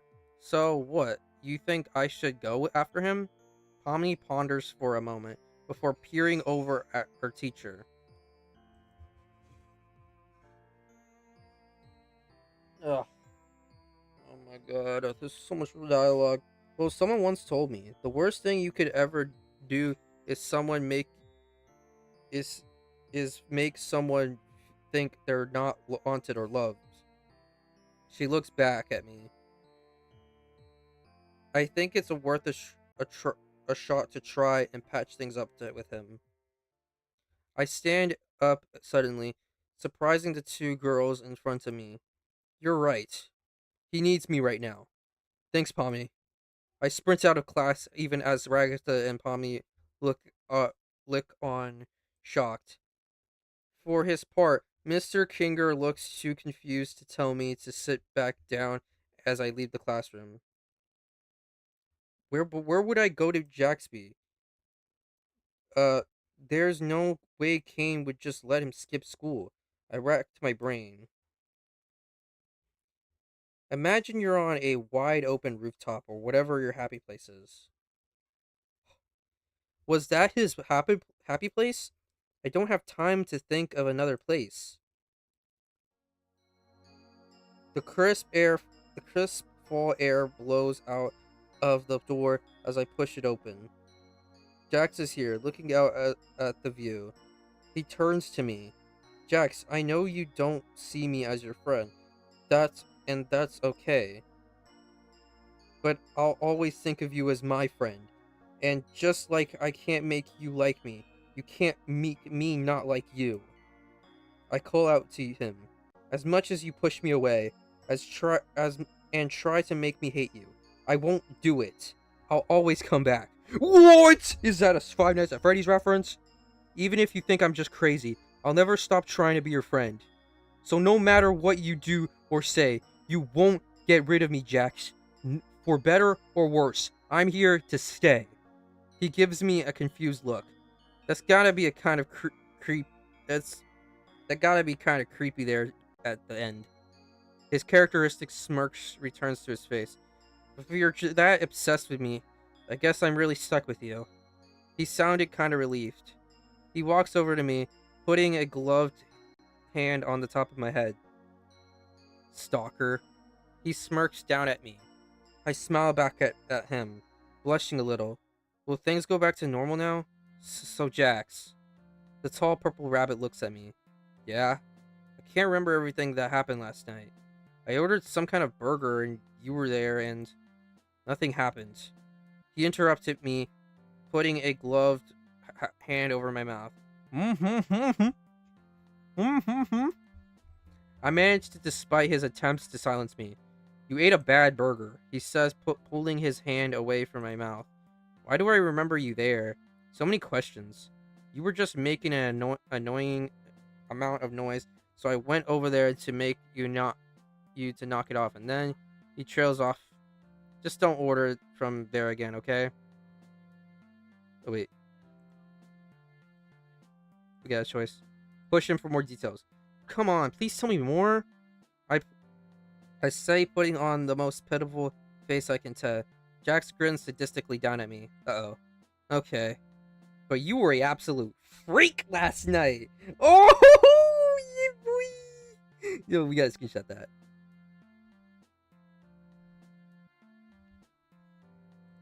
His grin grows wider. You did horrible, horrible things. Wait, is that the boys reference? I did thing. I did some things. I did bad things. You did these kinds of things. Anyone would be scared about getting out. Ugh. Why did I ask? I don't want to hear about it anymore. His grin is just wider. Well, anyway, Shadowfox, I got something fun for us to do at our lunch break. Oh yeah, all about that. He looks at me with eyebrows raised. I sort of promised Principal Kane I'd help everyone with their fair projects. His eyes go wide as he scowls down at me. What? Yeah, he was about part of the discipline action for the prank yesterday. He crosses his arms. I don't want to do that. Well, it's not like you got punished yesterday. You can just meet me after school. Jax is already shaking his head. You're serious going to pour your heart out to me, then ditch me for those losers? Could always come with me. I say, putting on my most pathetic face. Jax rolls his eyes with a sour expression. Alright, let's get it over with so Kane gets off your back and we can have some real fun.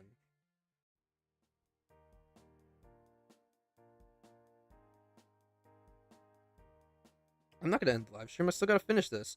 Our first stop is Pomnia in the library.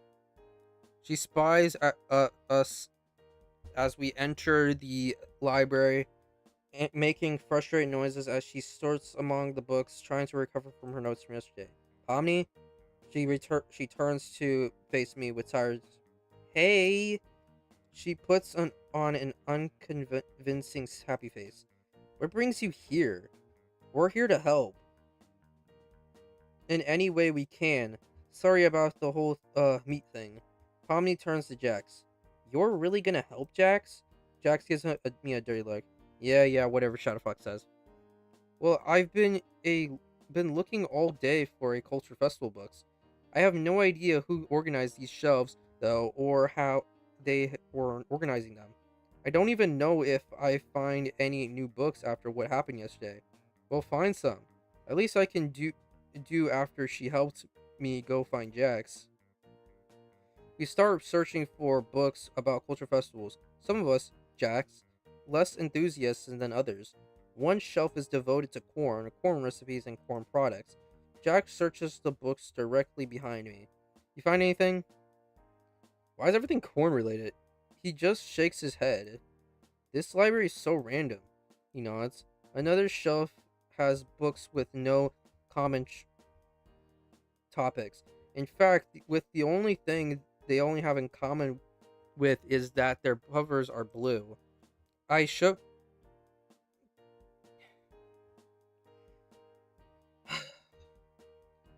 throw my hands up in the air and groan in frustration. This could take a while. Hey, Shadowfox. He pulls out a thick book with the title "Celebrations of Culture Festivals, Fairs, and Other Occasions," smirking as he waves it in my face. What the heck was that? Jack shrugs. Between a bird watching book called A Beginner Guides to Vultures and a book about dry mulcher wall. Oh my god, Jax, it's so big. Wait. I gotta screenshot that. Screenshotting that. Oh, Jax, it's so big. What are you two doing over here? You gotta show Pomni. What? I don't need to see. Wait, did she think? Did she think? What are you two doing over here? Did she think you were doing? Hold on. You gotta show Pomni. I don't need to see. We step out from behind the bookshelf. Jax holds the book. Oh. Where did you find this? Between a... Did she think... Jax, can you... Not... I'm not... Jax is right here, dude. You can join my Discord If you're talking about Discord,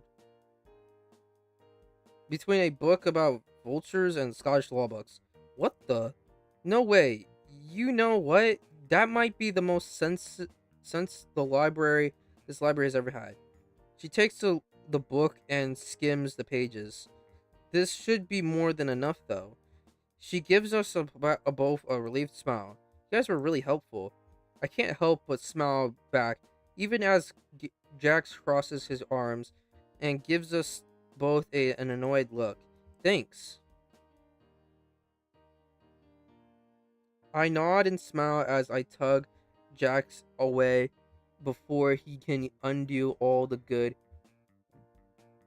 we just earned. I had a stroke reading that.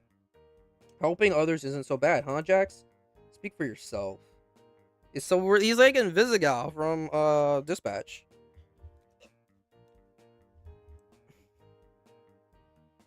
Jax on the list is Ragatha. She paces the classroom maniacally. Oh, she's so cute. I want to sniff her. Wait, what? Oh, we're supposed to be sniffing Jax. There is no way I mean, I need no way at all. I can get this all organized in time. Jax announces our presence. Hey, Raggy. Ragatha sees us reunited, and you think she's just saw the girl from The Exorcist the way she regards us. Come on, you two haven't done enough to our projects already? I throw my hands in a defensive gesture. I promise we're here to help. Ragatha casts a glance our way, mostly Jack's away, and they say she doubts it. We're completely innocent. Why does that sound so unconvincing when he said it like that? Why are you two saying it like that? I don't know. I elbowed Jack's grunts, which was him doubling over. I appreciate the thought, but I'm good. She says harshly, turning back to her clipboard. Come on, Ragatha.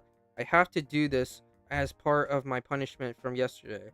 Or Kane is gonna punish me.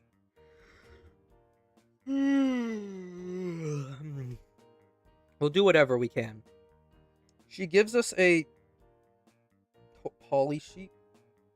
She gives us a dubious look and resigns.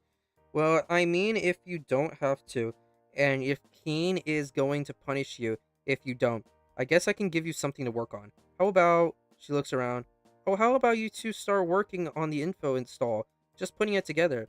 I have a few other things I need to go to do, so I can trust you do it. She motions to a series of wooden boards, staplers, and nails. Let me know if you need anything, okay? She casts one last vaguely distrustful glance at us before departing. Jax rolls his eyes when the door is behind her. What's her problem? He grins at me. I respond to her by starting to see how the stall is supposed to fit together. Eyeing the best place to put the screws. Come on, you're really putting that thing together? I roll my eyes in response. The sooner I start, the sooner I'm done. Jax picks up the hammer and hefts it in his hands with a wicked grin. Or we could just break Gangle's mask. I would love to do that. Jax? He rolls his eyes and gives us an expression's eye. I keep trying to fit pieces together, applying a liberal amount of staples and nails. Sometimes, when I ask for a tool, Jax hands it to me. But he does a little as he can without ignoring me. Still, I think it's better than the no help at all I was expecting. Good night, JW. I take a step back and look at my handiwork. It definitely looks like a stall. I I test some supports. Seems steady. Looks like we're good here. You know what we could use this? Wait. You know what this could use? I sigh, already knowing the answer. A centipede! Just as he says that, Ragatha walks in, her eyes to go wide at Jax's words. What centipede? Well, Shadowfox and I elbowed him again. Nothing. Jax and I were finished here, though, if you think this looks good. Jax mutters something rude at me while Ragatha inspects the saw. Good job, you two. There's a hint of surprise in her voice. Thanks, Shadow Fox. Then, as an alt thought, and you too, you too, Jax. And you too, Jax. She collects herself, beaming with gratitude. If you guys have more time, I have a lot more I could use help with. Sure, it has been fun. Ragatha, catch you later. He grabs my wrist and pulls me out of my room before Ragatha can protest. Oh my god. Alright. Where's next? Where's next on this stupid punishment quest? The art classroom. Jax rolls his eyes and as I lead the way. Are we gonna see some thick-thighed Jax? We slide the door to the art classroom open. Gangle and Zubul are scribbling away, pushing out any art they can finish. Half-finished sketches litter the floor, marred by a single errant line of scratched out for being too poor quality to submit for the culture fair. I called out to them. Hey Gangle and hey Zubul. Gangle ignores me, but Zubul looks up, turning to us with a sour expression.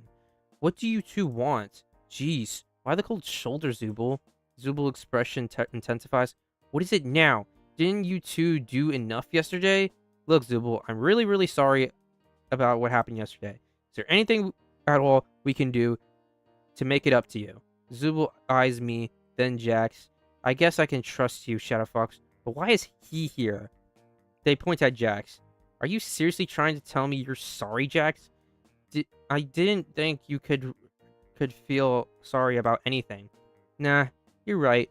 I'm not sorry, just bored.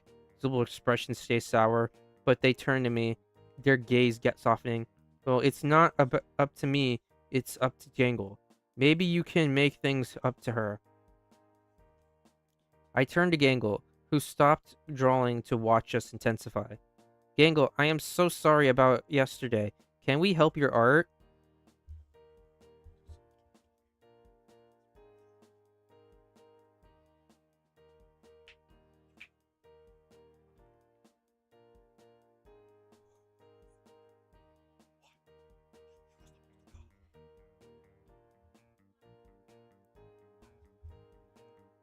You promised you and Jax won't mess things up again. Hey, I interrupt him before he can make things worse. I promise we won't. Jax just rolls his eyes, crossing his arms. Okay, I guess you guys can help. Can either of you draw? I can think about it for a few moments. I'm honestly pretty bad, but Jax is alright at it. Jax looks at me like I just sold him out for a talent show silver. What? And when Mr. Kinger saw those sketches you were making in class, he thought so too. Zubul face palms. I can't believe I'm saying this, but here. They hand us a large pieces of poster-sized paper. Do your best. We're trying to make as many posters as we can for this festival. Yeah, we need to get people excited for this culture festival. Try something like this. Gangle lifts up a poster of the entire class rendered a manga style in a manga style, big eye and small mouth that top reads Go Culture Festival. The proportion seems off. Ragatha definitely isn't that busty. Oh, and I think Kane would have an issue if Pommy's skirt was really that short. But I get the spirit idea. What? Seriously? I hate that. Zubul glares at him. We didn't ask for your critique. Get to work, you two. I tried to draw something, but I'm so nervous I end up just drawing a bunch of squiggly outlines and making no headway. Jax has already made an impressive progress on something. Oh? Hey, he's in his one outfit again! The image is just...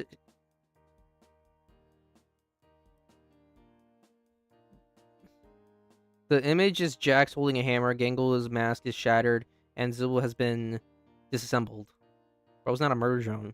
Anyways, the title is This Culture Fair is Sure to Be Killer. Zubul walks over to us and checks our project. So, how are you two doing over here? I throw my arms over Jax's offensive drawing. Hey! Oh, it's gonna be so good. So good. But don't peek. No spoilers. Zubul raises an eyebrow, but shrugs before returning to the corner Gangle is working on. What's wrong with my poster? Seriously? You thought it was funny when a truck was running over Ragatha in class, Jax. This is something that everyone in school is gonna see. Jax grins. Good. They'll think it's funny too.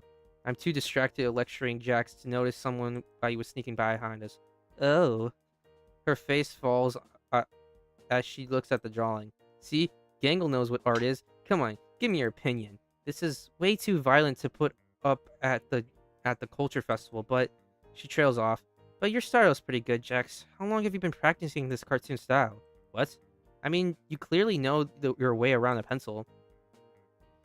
By now, Zubul has already been alerted to something going on in our corner, spying the drawing. Are you serious with this? Guess they gestured to his drawing, then shrugged. Gangle's right, though. This is better than I was expecting from either of you. Gangle smiles despite herself. Have you two? Wait. Have you two been hiding your talents from us? Yo, why does Gangle look so cute in like this? Hold on.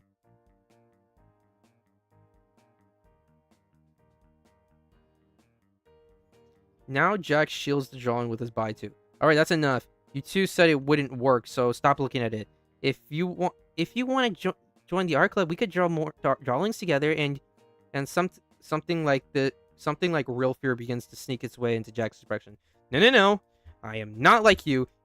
I cut him off before he can destroy what little goodwill we manipulate. Hey, we can just go to another corner and keep working. Jax and I shared the rest of the day trying to make fashionable art. I struggled to make something that looks good, and Jack struggles to draw anything that would be appropriate for a culture festival. Despite our struggles, Gangle and Zubul look genuinely happy for what little help we can provide. Thanks, Shadow Fox. Even if you two didn't do much, Gangle cuts her off. We really appreciate the effort. Gangle manages a smile anytime. Looking back at all the drawings we did today, it feels like a weight of lifted off my chest. And Gangle and Jax will keep a seat open for you in the art club. Jax just shudders as we depart the classroom. Just as we step out, the bell to dismiss class rings. When we're out of earshot of everyone, Jack's sighs sagging. That was exhausting. I don't know that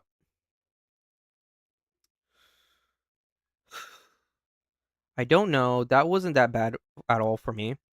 You know, there's other ways to have fun than just making other people miserable. I grinned smugly, stepping closer to him. Before either of us can make another move, Kane appears from thin air, hovering in front of us. That's an A plus, if I ever saw one. Shadow Fox, you managed to make up all your pranks this week and then some. He knows my purple companion. And congratulations on roping Jackson to help you too. As a reward, I've cooked up a special vacation location for. We're gonna go to a restaurant. Me and Jackson are gonna go on a date. Yeah. Let's go. Let's go.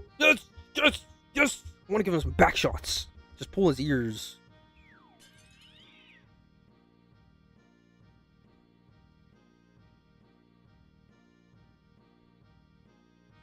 Jax pulls pranks, eyes pull his ears.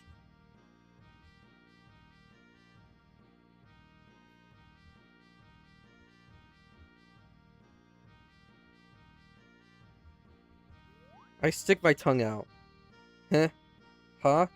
Candy confetti tastes like straight sugar as it melts on my tongue. Kane looks at me. Don't do that. Then he gestures to a 3D model of a mall he conjures from thin air and at us. Behold, the amazing digital mailscape. A mallscape. Come check it out when you finish your homework with you two. He winks at us before disappearing, leaving as strangely as he first disappears. A new location? Ugh, a mall. Lame. Why didn't we get to pick? Yeah, but I mean, I really was just completing my discipline action, so it's not like you usually get rewarded for doing things like that. Jack shrugs. I guess so. You want to go? I'm almost scared to ask. Jack rolls his eyes. Duh. Anything that's a break from this boring old school. I'd probably visit a doctor's office if it meant getting out of here. I mean, if you do want to go together, I'm good. I look up on him with the verge of tears. He scrambles to respond before I can actually start crying. Wait, are we fake crying? Because, like, there's no way I would cry because of that. Jeez, I'm kidding. Come on, how about we go tonight? We have school tomorrow. Jeez, who are you, Ragatha? Alright, okay. We'll go tonight then. I grin up at him, barely able to hide my excitement.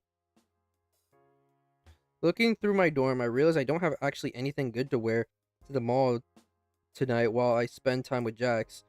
You know, you would have thought my parents would send me some of my clothes, but I'm starting to doubt whether they even remember me. As I reluctantly pull on a fresh uniform, I slight I silently open hope that there will be a clothes shop so I can pick out something new. I head out of my dorm without a sigh recognition as I make my way to the mall using the Wacky Maps app on the make a left right here. There's only one voice and I'm try it as I might. It can't be disabled. In fact, the voice can't be dialed below max volume on the Wacky Watch. The best thing I can manage is pressing an apologetic hand over it as Principal Kane's muffled voice barks at the direction of it. In a half a mile, make a right. I'm relieved when finally get there. The mall is large. It's a few stories tall with a big glass roof. As I enter, I see a few glowing storefronts and some furniture set out in a sort of lounge area. I facepalm as I realize I never actually asked Jax exactly where in the mall we should meet up. I tap my wacky watch. No messages from Jax.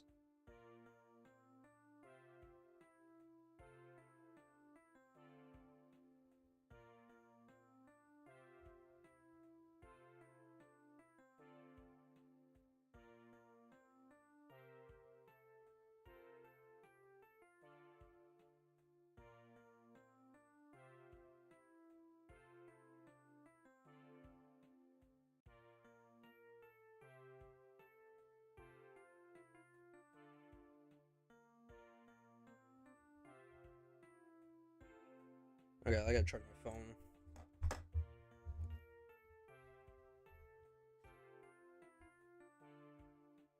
No messages from Jax. Just as I sit down on a bench with my collective thoughts, a familiar voice calls up to me. Oh, hold on a minute. Damn, boy, they got some drip, boy. That is some drip. That is some drip. Bro is dripping it out. Holy Jesus, this is some good drip. Gee, man, this is some fresh. You got a fresh sweater, bro. Damn, okay, Jackson. You got good taste in fashion, man. Anyways, yo, Shadow Fox. Hey, Jax. He's already wearing a new set of new clothes. He looks so cool. Yeah, because Jax is a cool dude. He's so cool. Nice fit, Jax. This is all what I. Fuck. Ugh. This, I just had this lying around. His words may be humble, but this confident posture betrays how much he liked the compliment. He casts a mildly disapproving glance my way. So why are you just wearing your school uniform? I blush. He tilts his head with sardonic grin. Don't tell me you have anything else. Gulp. I nod. That's so lame. Can't believe Kane didn't even give you an alternate world robe. Well, we're at the mall, so why can't we just go pick something else? His grin widens at my embarrassment before diffusing the tension by ruffling my hair.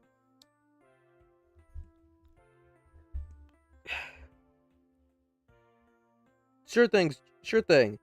Where you want to go, Jax? Wait, what do these things do? Hold on, let me save. What is spicy subject? What are these? I guess we'll choose spicy subjects. Oh, okay, this is my kind of store. Wait. Oh, it's supposed to be Hot Topic. Oh, okay, okay, I can see it. I can see it like this. Wait, what did the other things mean like other things? Faded. Yeah, this is my kind of shop. This is my kind of shop. Yeah, I actually dress like this IRL. Faded flooring.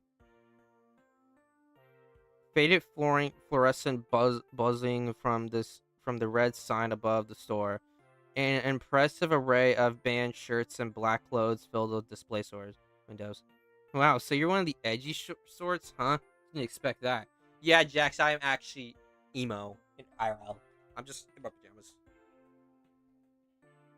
I just got well, technically, I didn't just get it. I don't think I ever remotely told you this, chat, but I actually do have the emo cut. It used to be super long before. I just got it cut, so it's more emo. Wow, so you're the edgy sort, huh? Didn't expect that. Oh, I'm full of surprises. This man is me IRL, bro. I grin playfully at Jax, who rolls his eyes. Whatever you say. He seems spectacle, but the smile doesn't leave his face as we walk in.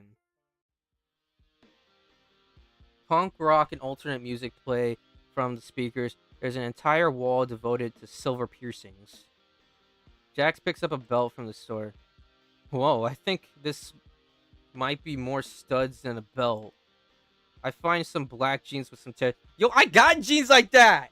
I actually got jeans like that. Okay, okay, we might be dripping this time. I pull it out, holding it in from me. What about this, Jax? He regards for me for a moment. That's pretty intense. It's hard to tell from his tone or face if he means that as a good or a bad thing. To play it safe, I put it back on the rack and keep searching for an outfit. Jax has found the branded shirt section. He holds up the shirt. Amelia Adam? Oh. He holds up a shirt with a picture of the band diminishing. Their lead singer, Amelia Adam, is wearing so much foundation she looks like a ghost. You listen to these bands? I listen to Set It Off. I nodded excitement. Oh yeah, I'm super into our alchemist. You mean My Chemical Romance? Somnolence with sing. I don't know what this is parodying. I used to be a brainless self satisfaction, but they're sort of problematic these days.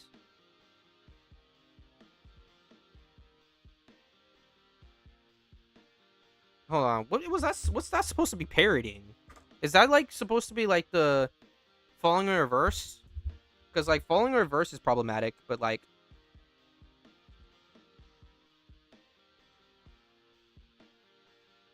what is a band that brainless self satisfaction parodied of?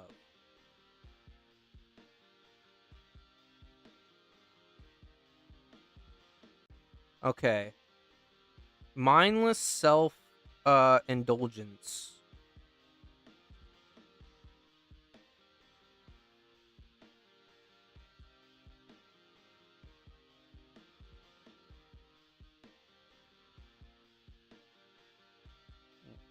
What are they problematic for?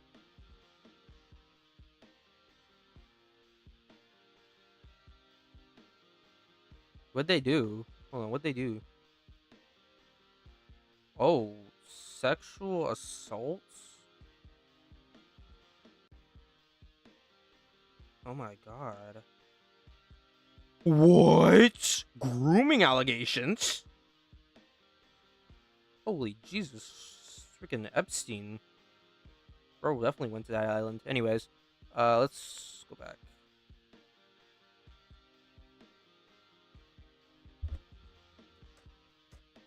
Alright. I used. Oh yeah, heard about that. He picks up another shirt. Wow. Analog Ted. Didn't expect to see a classic like this. Like them. What about Set It Off? Where's Set It Off? I wanna see some Set It Off. My eyes light up. I love Analog Head. Jax's interest seems peak, but he plays it cool. Yeah, they got some good songs. I didn't know you were a fan too. Well, I'm full of surprises too. Would you like to listen to them together sometimes? He stands up and looks away coolly. After a bit of searching, I decide on a outfit with some striped sleeves, three belts, and black platform boots. Once I finish paying for everything using a wacky pay, I head to the dressing room and change into new clothes. Jax we- Jax waits patiently, scanning the wall for some designs and shoes they sell here. After I finish changing, I open the door. So how do I look? I wish I could see how I look, bro. I want to see how dripped out I am. He scans me up and down before giving me a grin. Pretty cool. I can't help but blush. So what do we do now? Jack shrugs. I don't know. My mind, that grins he gave me, isn't helping me keeping my mind thought clear at all. Finally, I think of something. Food court. Food. Jax checks at an I word. What? You want to get some? He still looks confused.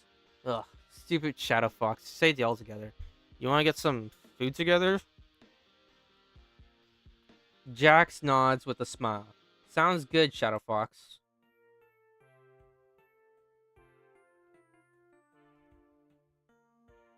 Does Jax have a toy? I have a Jax toy. I have a Jax toy right here. He's so soft.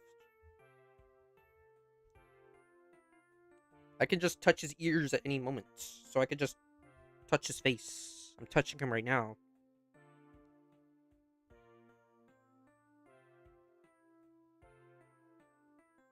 Got my Jax toy. Get your Jax toy. Get a little laugh, boy. So you're not down again. Anyways, we head to a food court. Various restaurants offering international cuisines, advertising their offerings, filling the food court with heavenly aroma. Where are you getting food? I spy Uncle Yuri's pretzel stand. My mouth is already watering. There, I say, pointing to the neon pretzel above the pretzel stand. I pick out an almond pretzel, and Jax gets a cup of full of pretzel dogs as we find an empty table. I take a big a big bite of my pretzels as I look across the table at Jax. He hasn't even touched his pretzel dogs yet. Having fun? I swallowed a bite of pretzel before responding. Yeah, I am. How are you? I know we haven't been pulled a prank. We haven't pulled a prank or anything all day, but I like spending time with you. Before I can demand a response, Jack stuffed a few pretzels dogs in his mouth, thinking a bit before responding. I guess I'm wondering why a mall. What? Kane can make like anything. I'm pretty sure. Why make a mall as the location? I shrugged, taking a bit of my pretzel. I don't know. He said it was for us. Maybe it's supposed to be educational or something. Jax rolls his eyes. What's educational about a mall? It's just mindless. You can walk around, look at stuff, maybe buy something. and I'll walk out.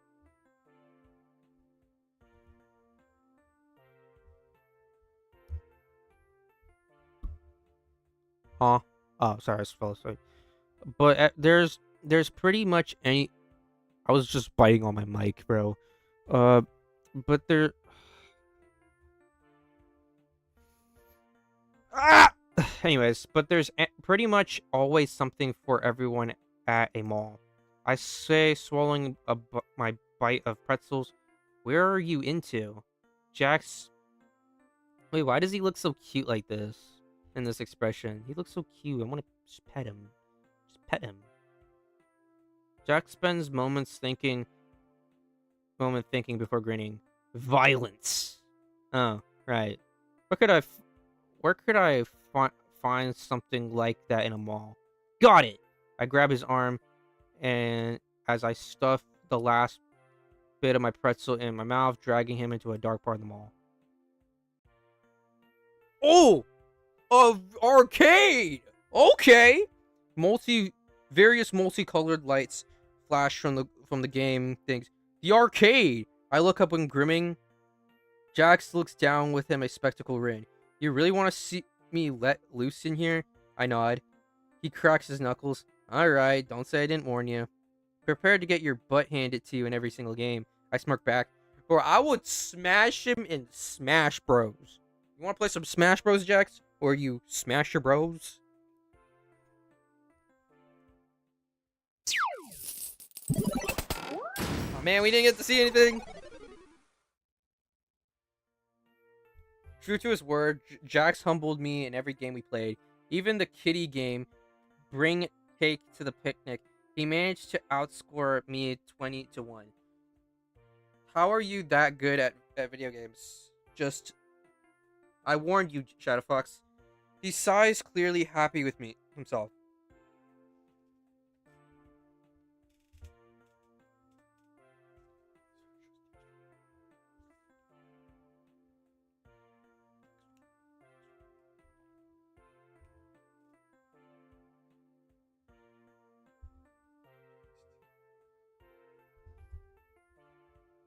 Just had a lot of time practice. I spent a lot of my time as a kid loitering in arcades. That might be the first thing he told me about himself. I I'm stunned for a moment that he's so open with me.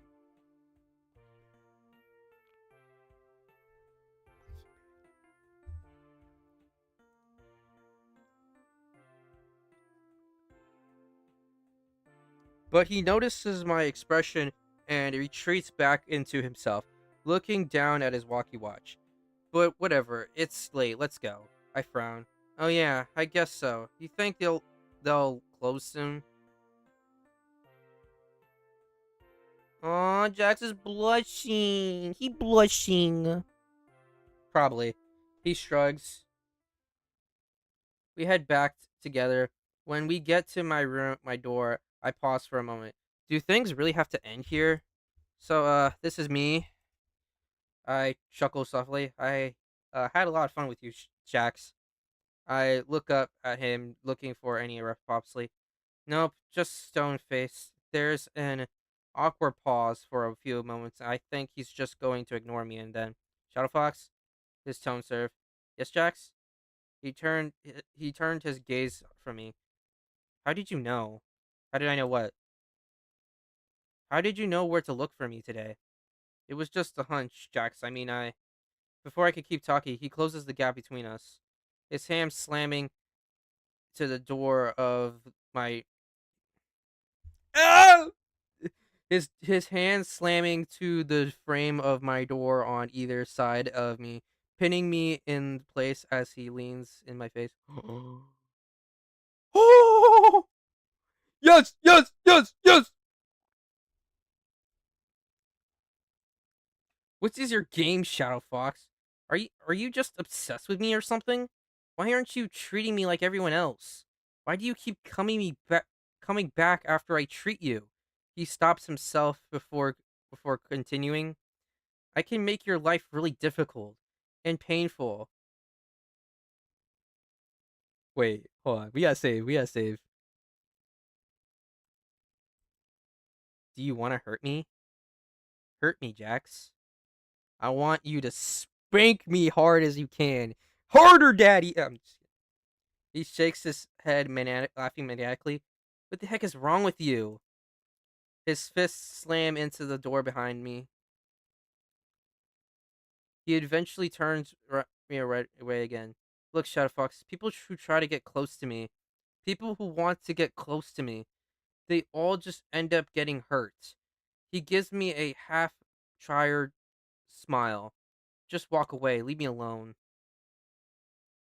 Uh-oh. Jax. I call out to him from my balcony. I call out to him before the balcony, but my words fall on deaf ears as turns his key to the door. I'm going to be there tomorrow at the culture festival. He pulls the door open. I want to go with you. He slams the door behind him without responding. Ugh. I stand in the empty dorm hallway. Everything with Jax is such a roller coaster. Even today, he was finally open up to me. We picked out outfits, ate pretzels, and when we get back to our dorms, he just shuts me up out again. For every step forward I take, it feels like Jack's three type. For every step forward I take, it feels like Jax takes 3 steps back. I sigh as I unlock my door, frustrated. In the fight for this relationship, whatever it ends up being, going to be one-sided the entire time. Does he even want to be a part of this? Does he even feel for me like that in the way I feel for him? But today was fun. None of this was immature overbursts will overtake me from me, no matter how much he pushes me away. Tomorrow will be the moment of truth, no matter what that means for me, for us. I close my eyes and settle the uneasy sleep. Day 4. Complete it. I feel like this is going to be the last day. If it not, I think we messed up. Uh, the day of the Culture Festival Fair arrives. I slip on my uniform and stand in the front of the mirror. Today is the day I steal myself. Steal gang, really? Bro, the people need to work better on the freaking grammar. And seeing Jax again. In my unease last night, I did a lot of thinking. I need to tell Jax how I feel. All this back and forth between us. Him pushing me away, me pushing him back. It's too much for me to handle. Maybe I should just be honest with him. That way we can make some progress. The school is abuzz. Gangle and Zubul are at their assigned art stands, mingling with the students, walking past and admiring the art. Despite the meat incident, they were able to pull off a decent art display. Pomni is giving some presentation on a stage in the art auditorium, and I can even see Ragatha bustling about, making sure everything runs smoothly. I look around still, but no sign of Jax. Maybe he really isn't going to show up. Maybe he really meant what he said last night. My mind swirls with anxiety before everything gets dark. 2 gloved hands open my heart. Is it Jax? Yes! Yes, yes, yes, yes. Oh, yes, Daddy Jax is here.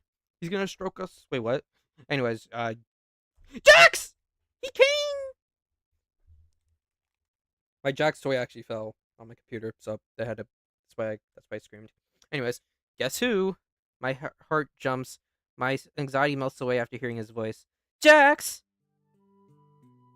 He pulls his hands off my eyes, smirking at me coolly. You're good. I can barely contain my excitement, pulling him into a close hug. You came. Jax looks around and laughs awkwardly, paddling my head. Yeah. I release him from the hug, but he still looks up at him, beaming. He scratches the back of his neck. Well, I couldn't let everyone else have all the fun. So, what do we... Whoa. I grab Jax by his hands and excitedly pull him along the way. La la la la la. I got my new boyfriend. What?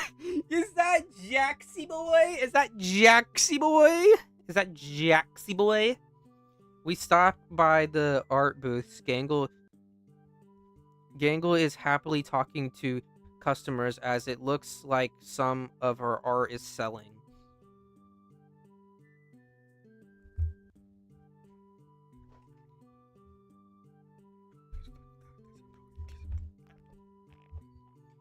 We approach the booth. Shadow Fox and Jax. She drags his name. Her t- she drags his name. Her tone cautious, but also seemingly confusing. Yo, I feel like Gangle's gonna start writing yaoi of us. She's gonna write yaoi, or she probably already wrote yaoi. Hi, Gangle. Your art looks nice. I say, eyeing a picture of what looks like Jackson and May dress. I may have to come back for that. Of course, we gotta come back for that, bro. We gotta goon to that.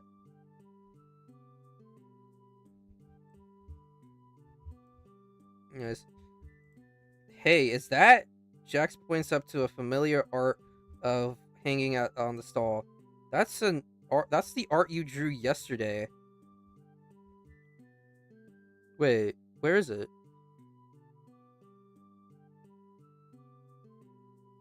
I say, yo, that's the one art that he drew of Ragatha. Is that Homura?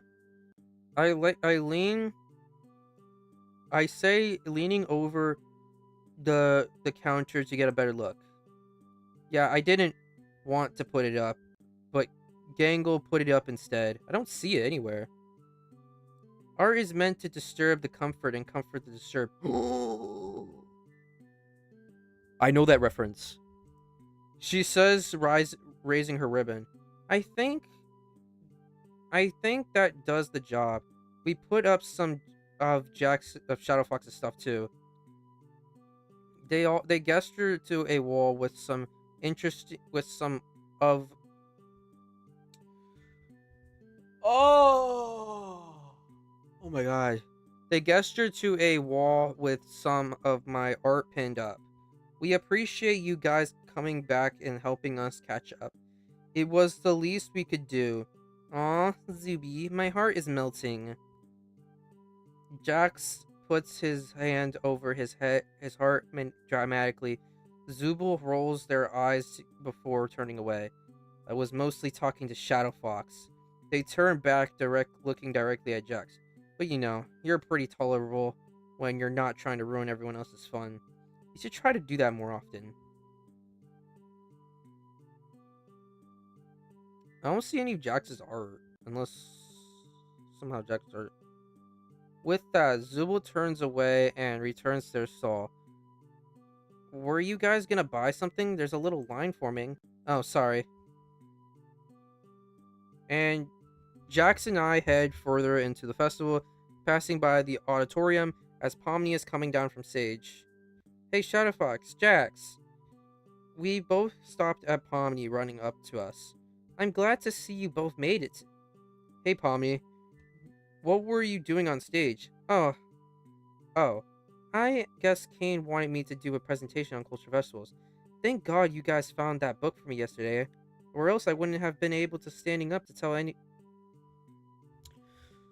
Oh my God, I'm so out of breath.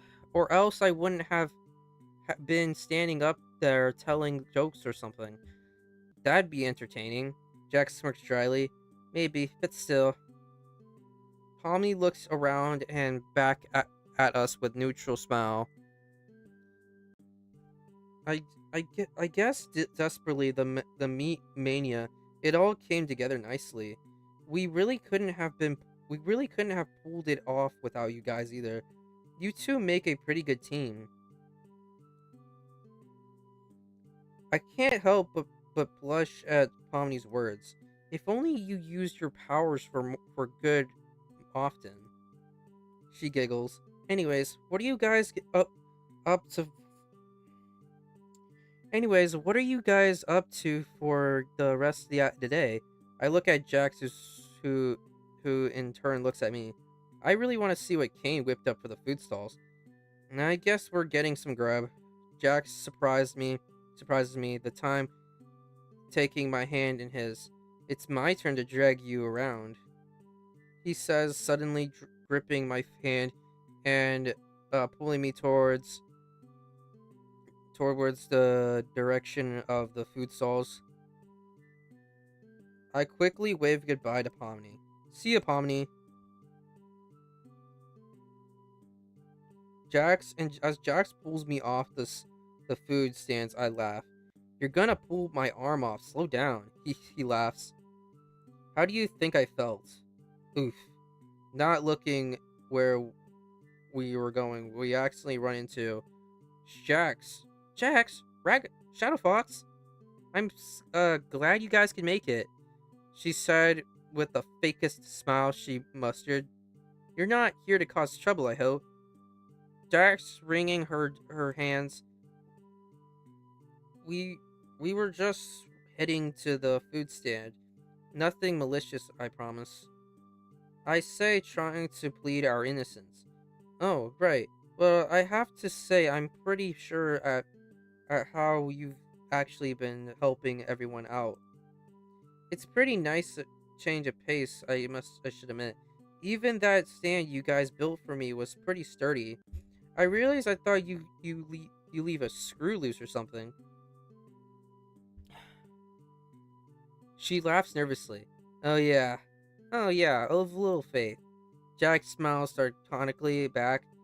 Ragatha looks at me, and Jax before notice our hands still clasped together. She smiles warmly. Well, I won't keep you guys. Just go enjoy the festival, huh? You're letting us off just like that? I have a feeling you two stay out of trouble. Stay. She stays, looking at directly. Oh, and Jax? It's nice to have you back. Yo, Jax has returned. We redeemed him! We fixed him! With with that, she leaves us. Jax looks over at me. She can be so weird sometimes. I laugh. We make it to the food stalls. Everything looks and smells nice. We eventually settle on a stand selling pretzels dogs, which I didn't know which I didn't know was part of a culture fair, but I do love me some pretzel dogs. I mean, I do like some pretzel dogs in real life, to be honest. Bro, this game is just like reading my mind, bro. It's like getting in my mind. Does this know any news about me? We grab a few snacks and find a good spot to eat, somewhat secluded by a tree. As we sit down and finally have a moment to ourselves, my stomach suddenly twists with anxiety. I had to tell Jax how I felt about him. I'm really happy you came to the festival for a moment. There, I I thought you weren't going to show. Of course I was going to show. After all that work we did today, it'd be kind of pointless though, right? Yeah, true. Jax? Okay. Okay. Okay, chat. The music went silent. We're doing it. Let's do it, please. I actually wanted to talk to you about something. Jax turns to me, tilting his head and curious. Suddenly I feel warm and clammy. Well, I don't know how to say this, but my mind races with a million things to say. But ultimately, I decide directly is best. Okay, I'll just say it. Jax is looking at me like I'm crazy at this point. Jax, I like you. I like you. And I like you. And I like you a lot. And like a whole lot. Not like too much though, not in a creepy way or a clingy way. Just a normal amount of liking someone.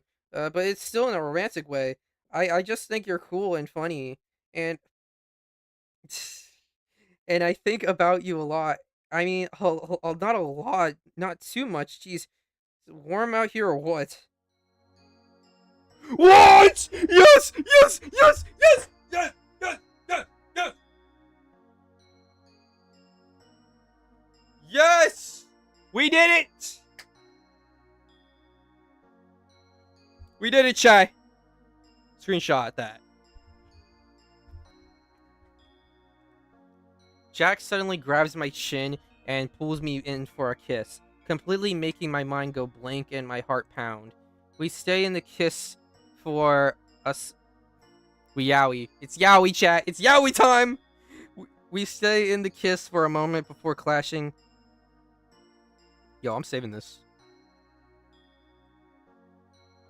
We stay in the kiss for a moment before he relents. My face burns brightly as I can barely think about anything. What?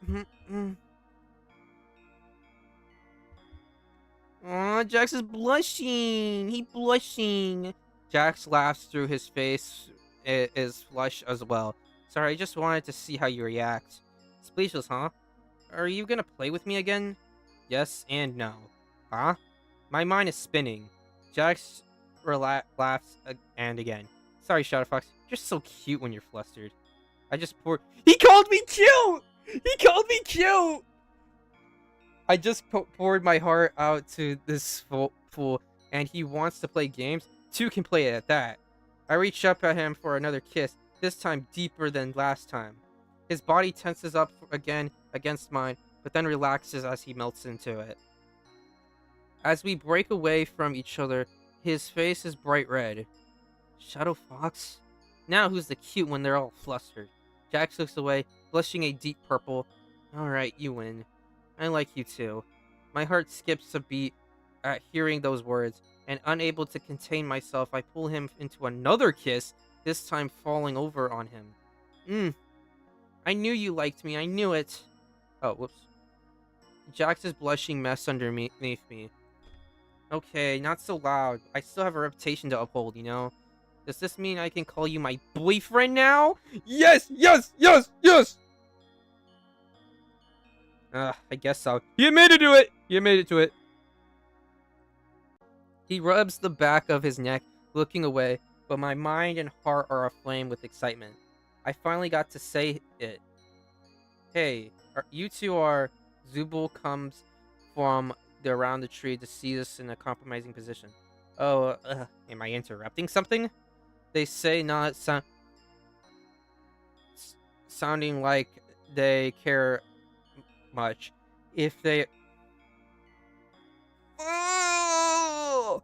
They say not sounding like they care any much, but if they are, but trying to sound polite at the same time. Zubul! Jax shouts in frustration.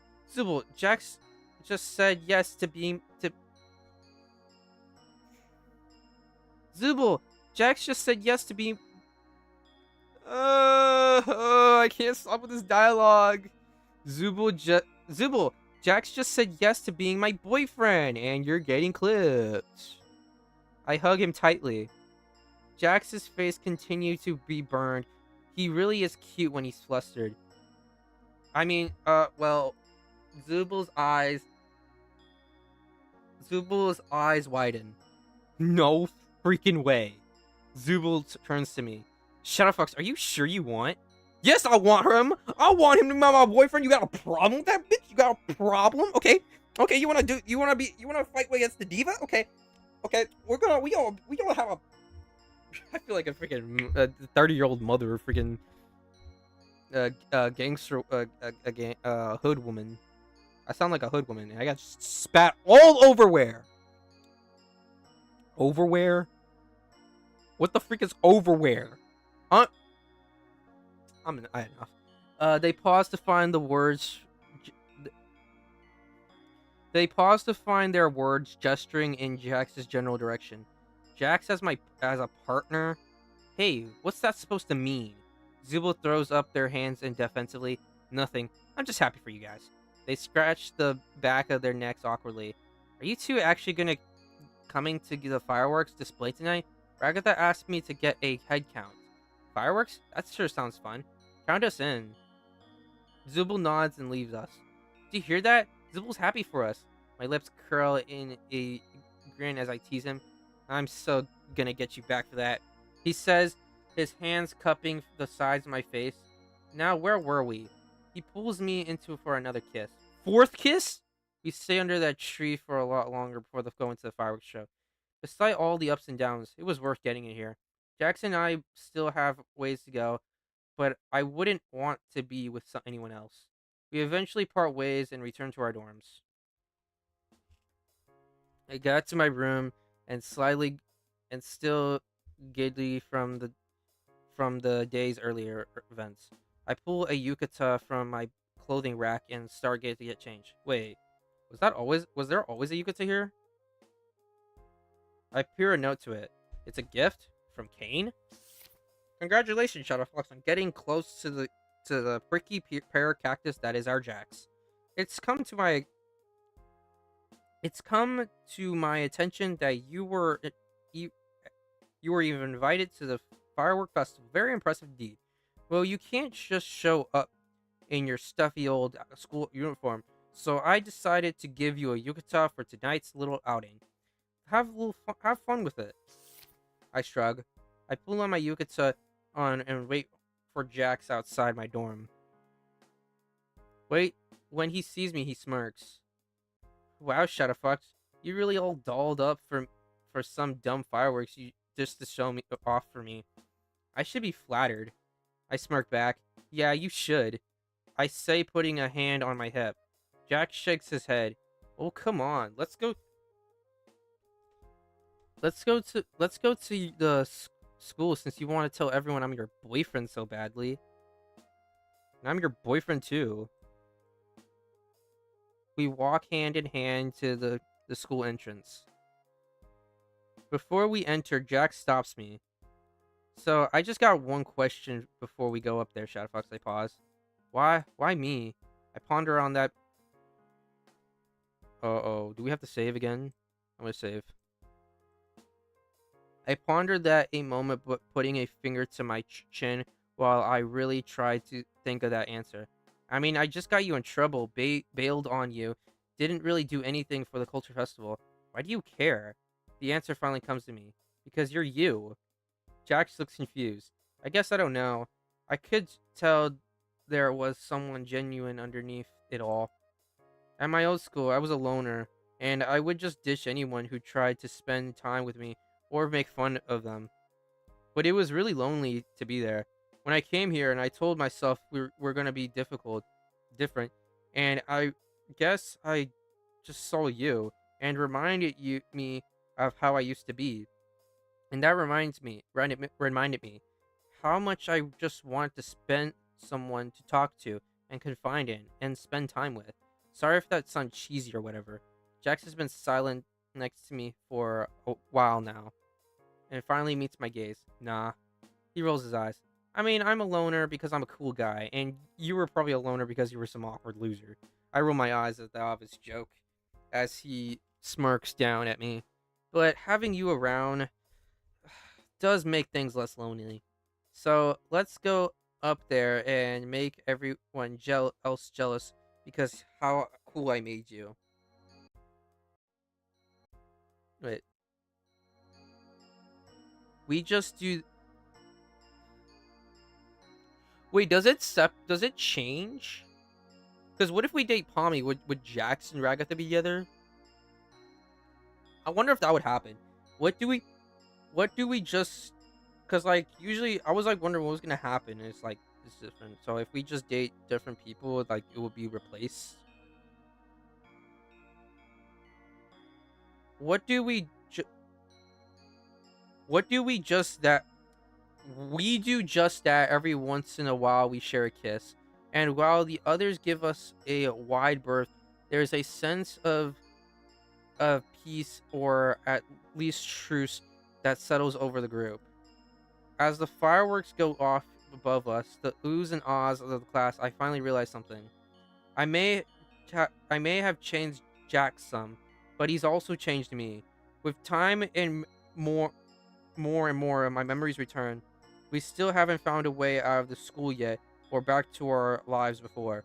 But as long as I have Jax by my side, I'll be alright. We did it! We did it! We got Jackson our boyfriend! Let's go!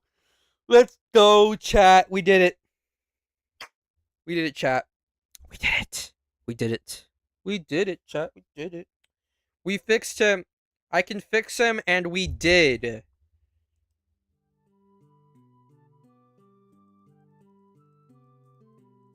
Yeah, shout out to all these people.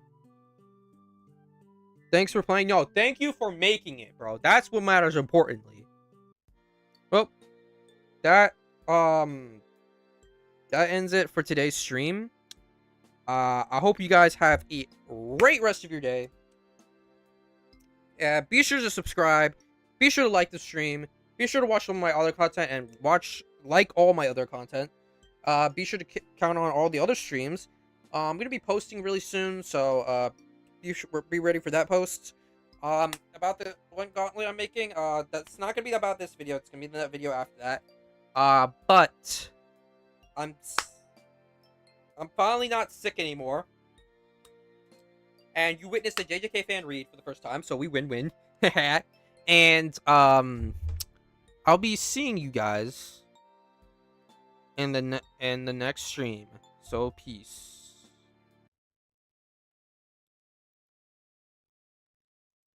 All right.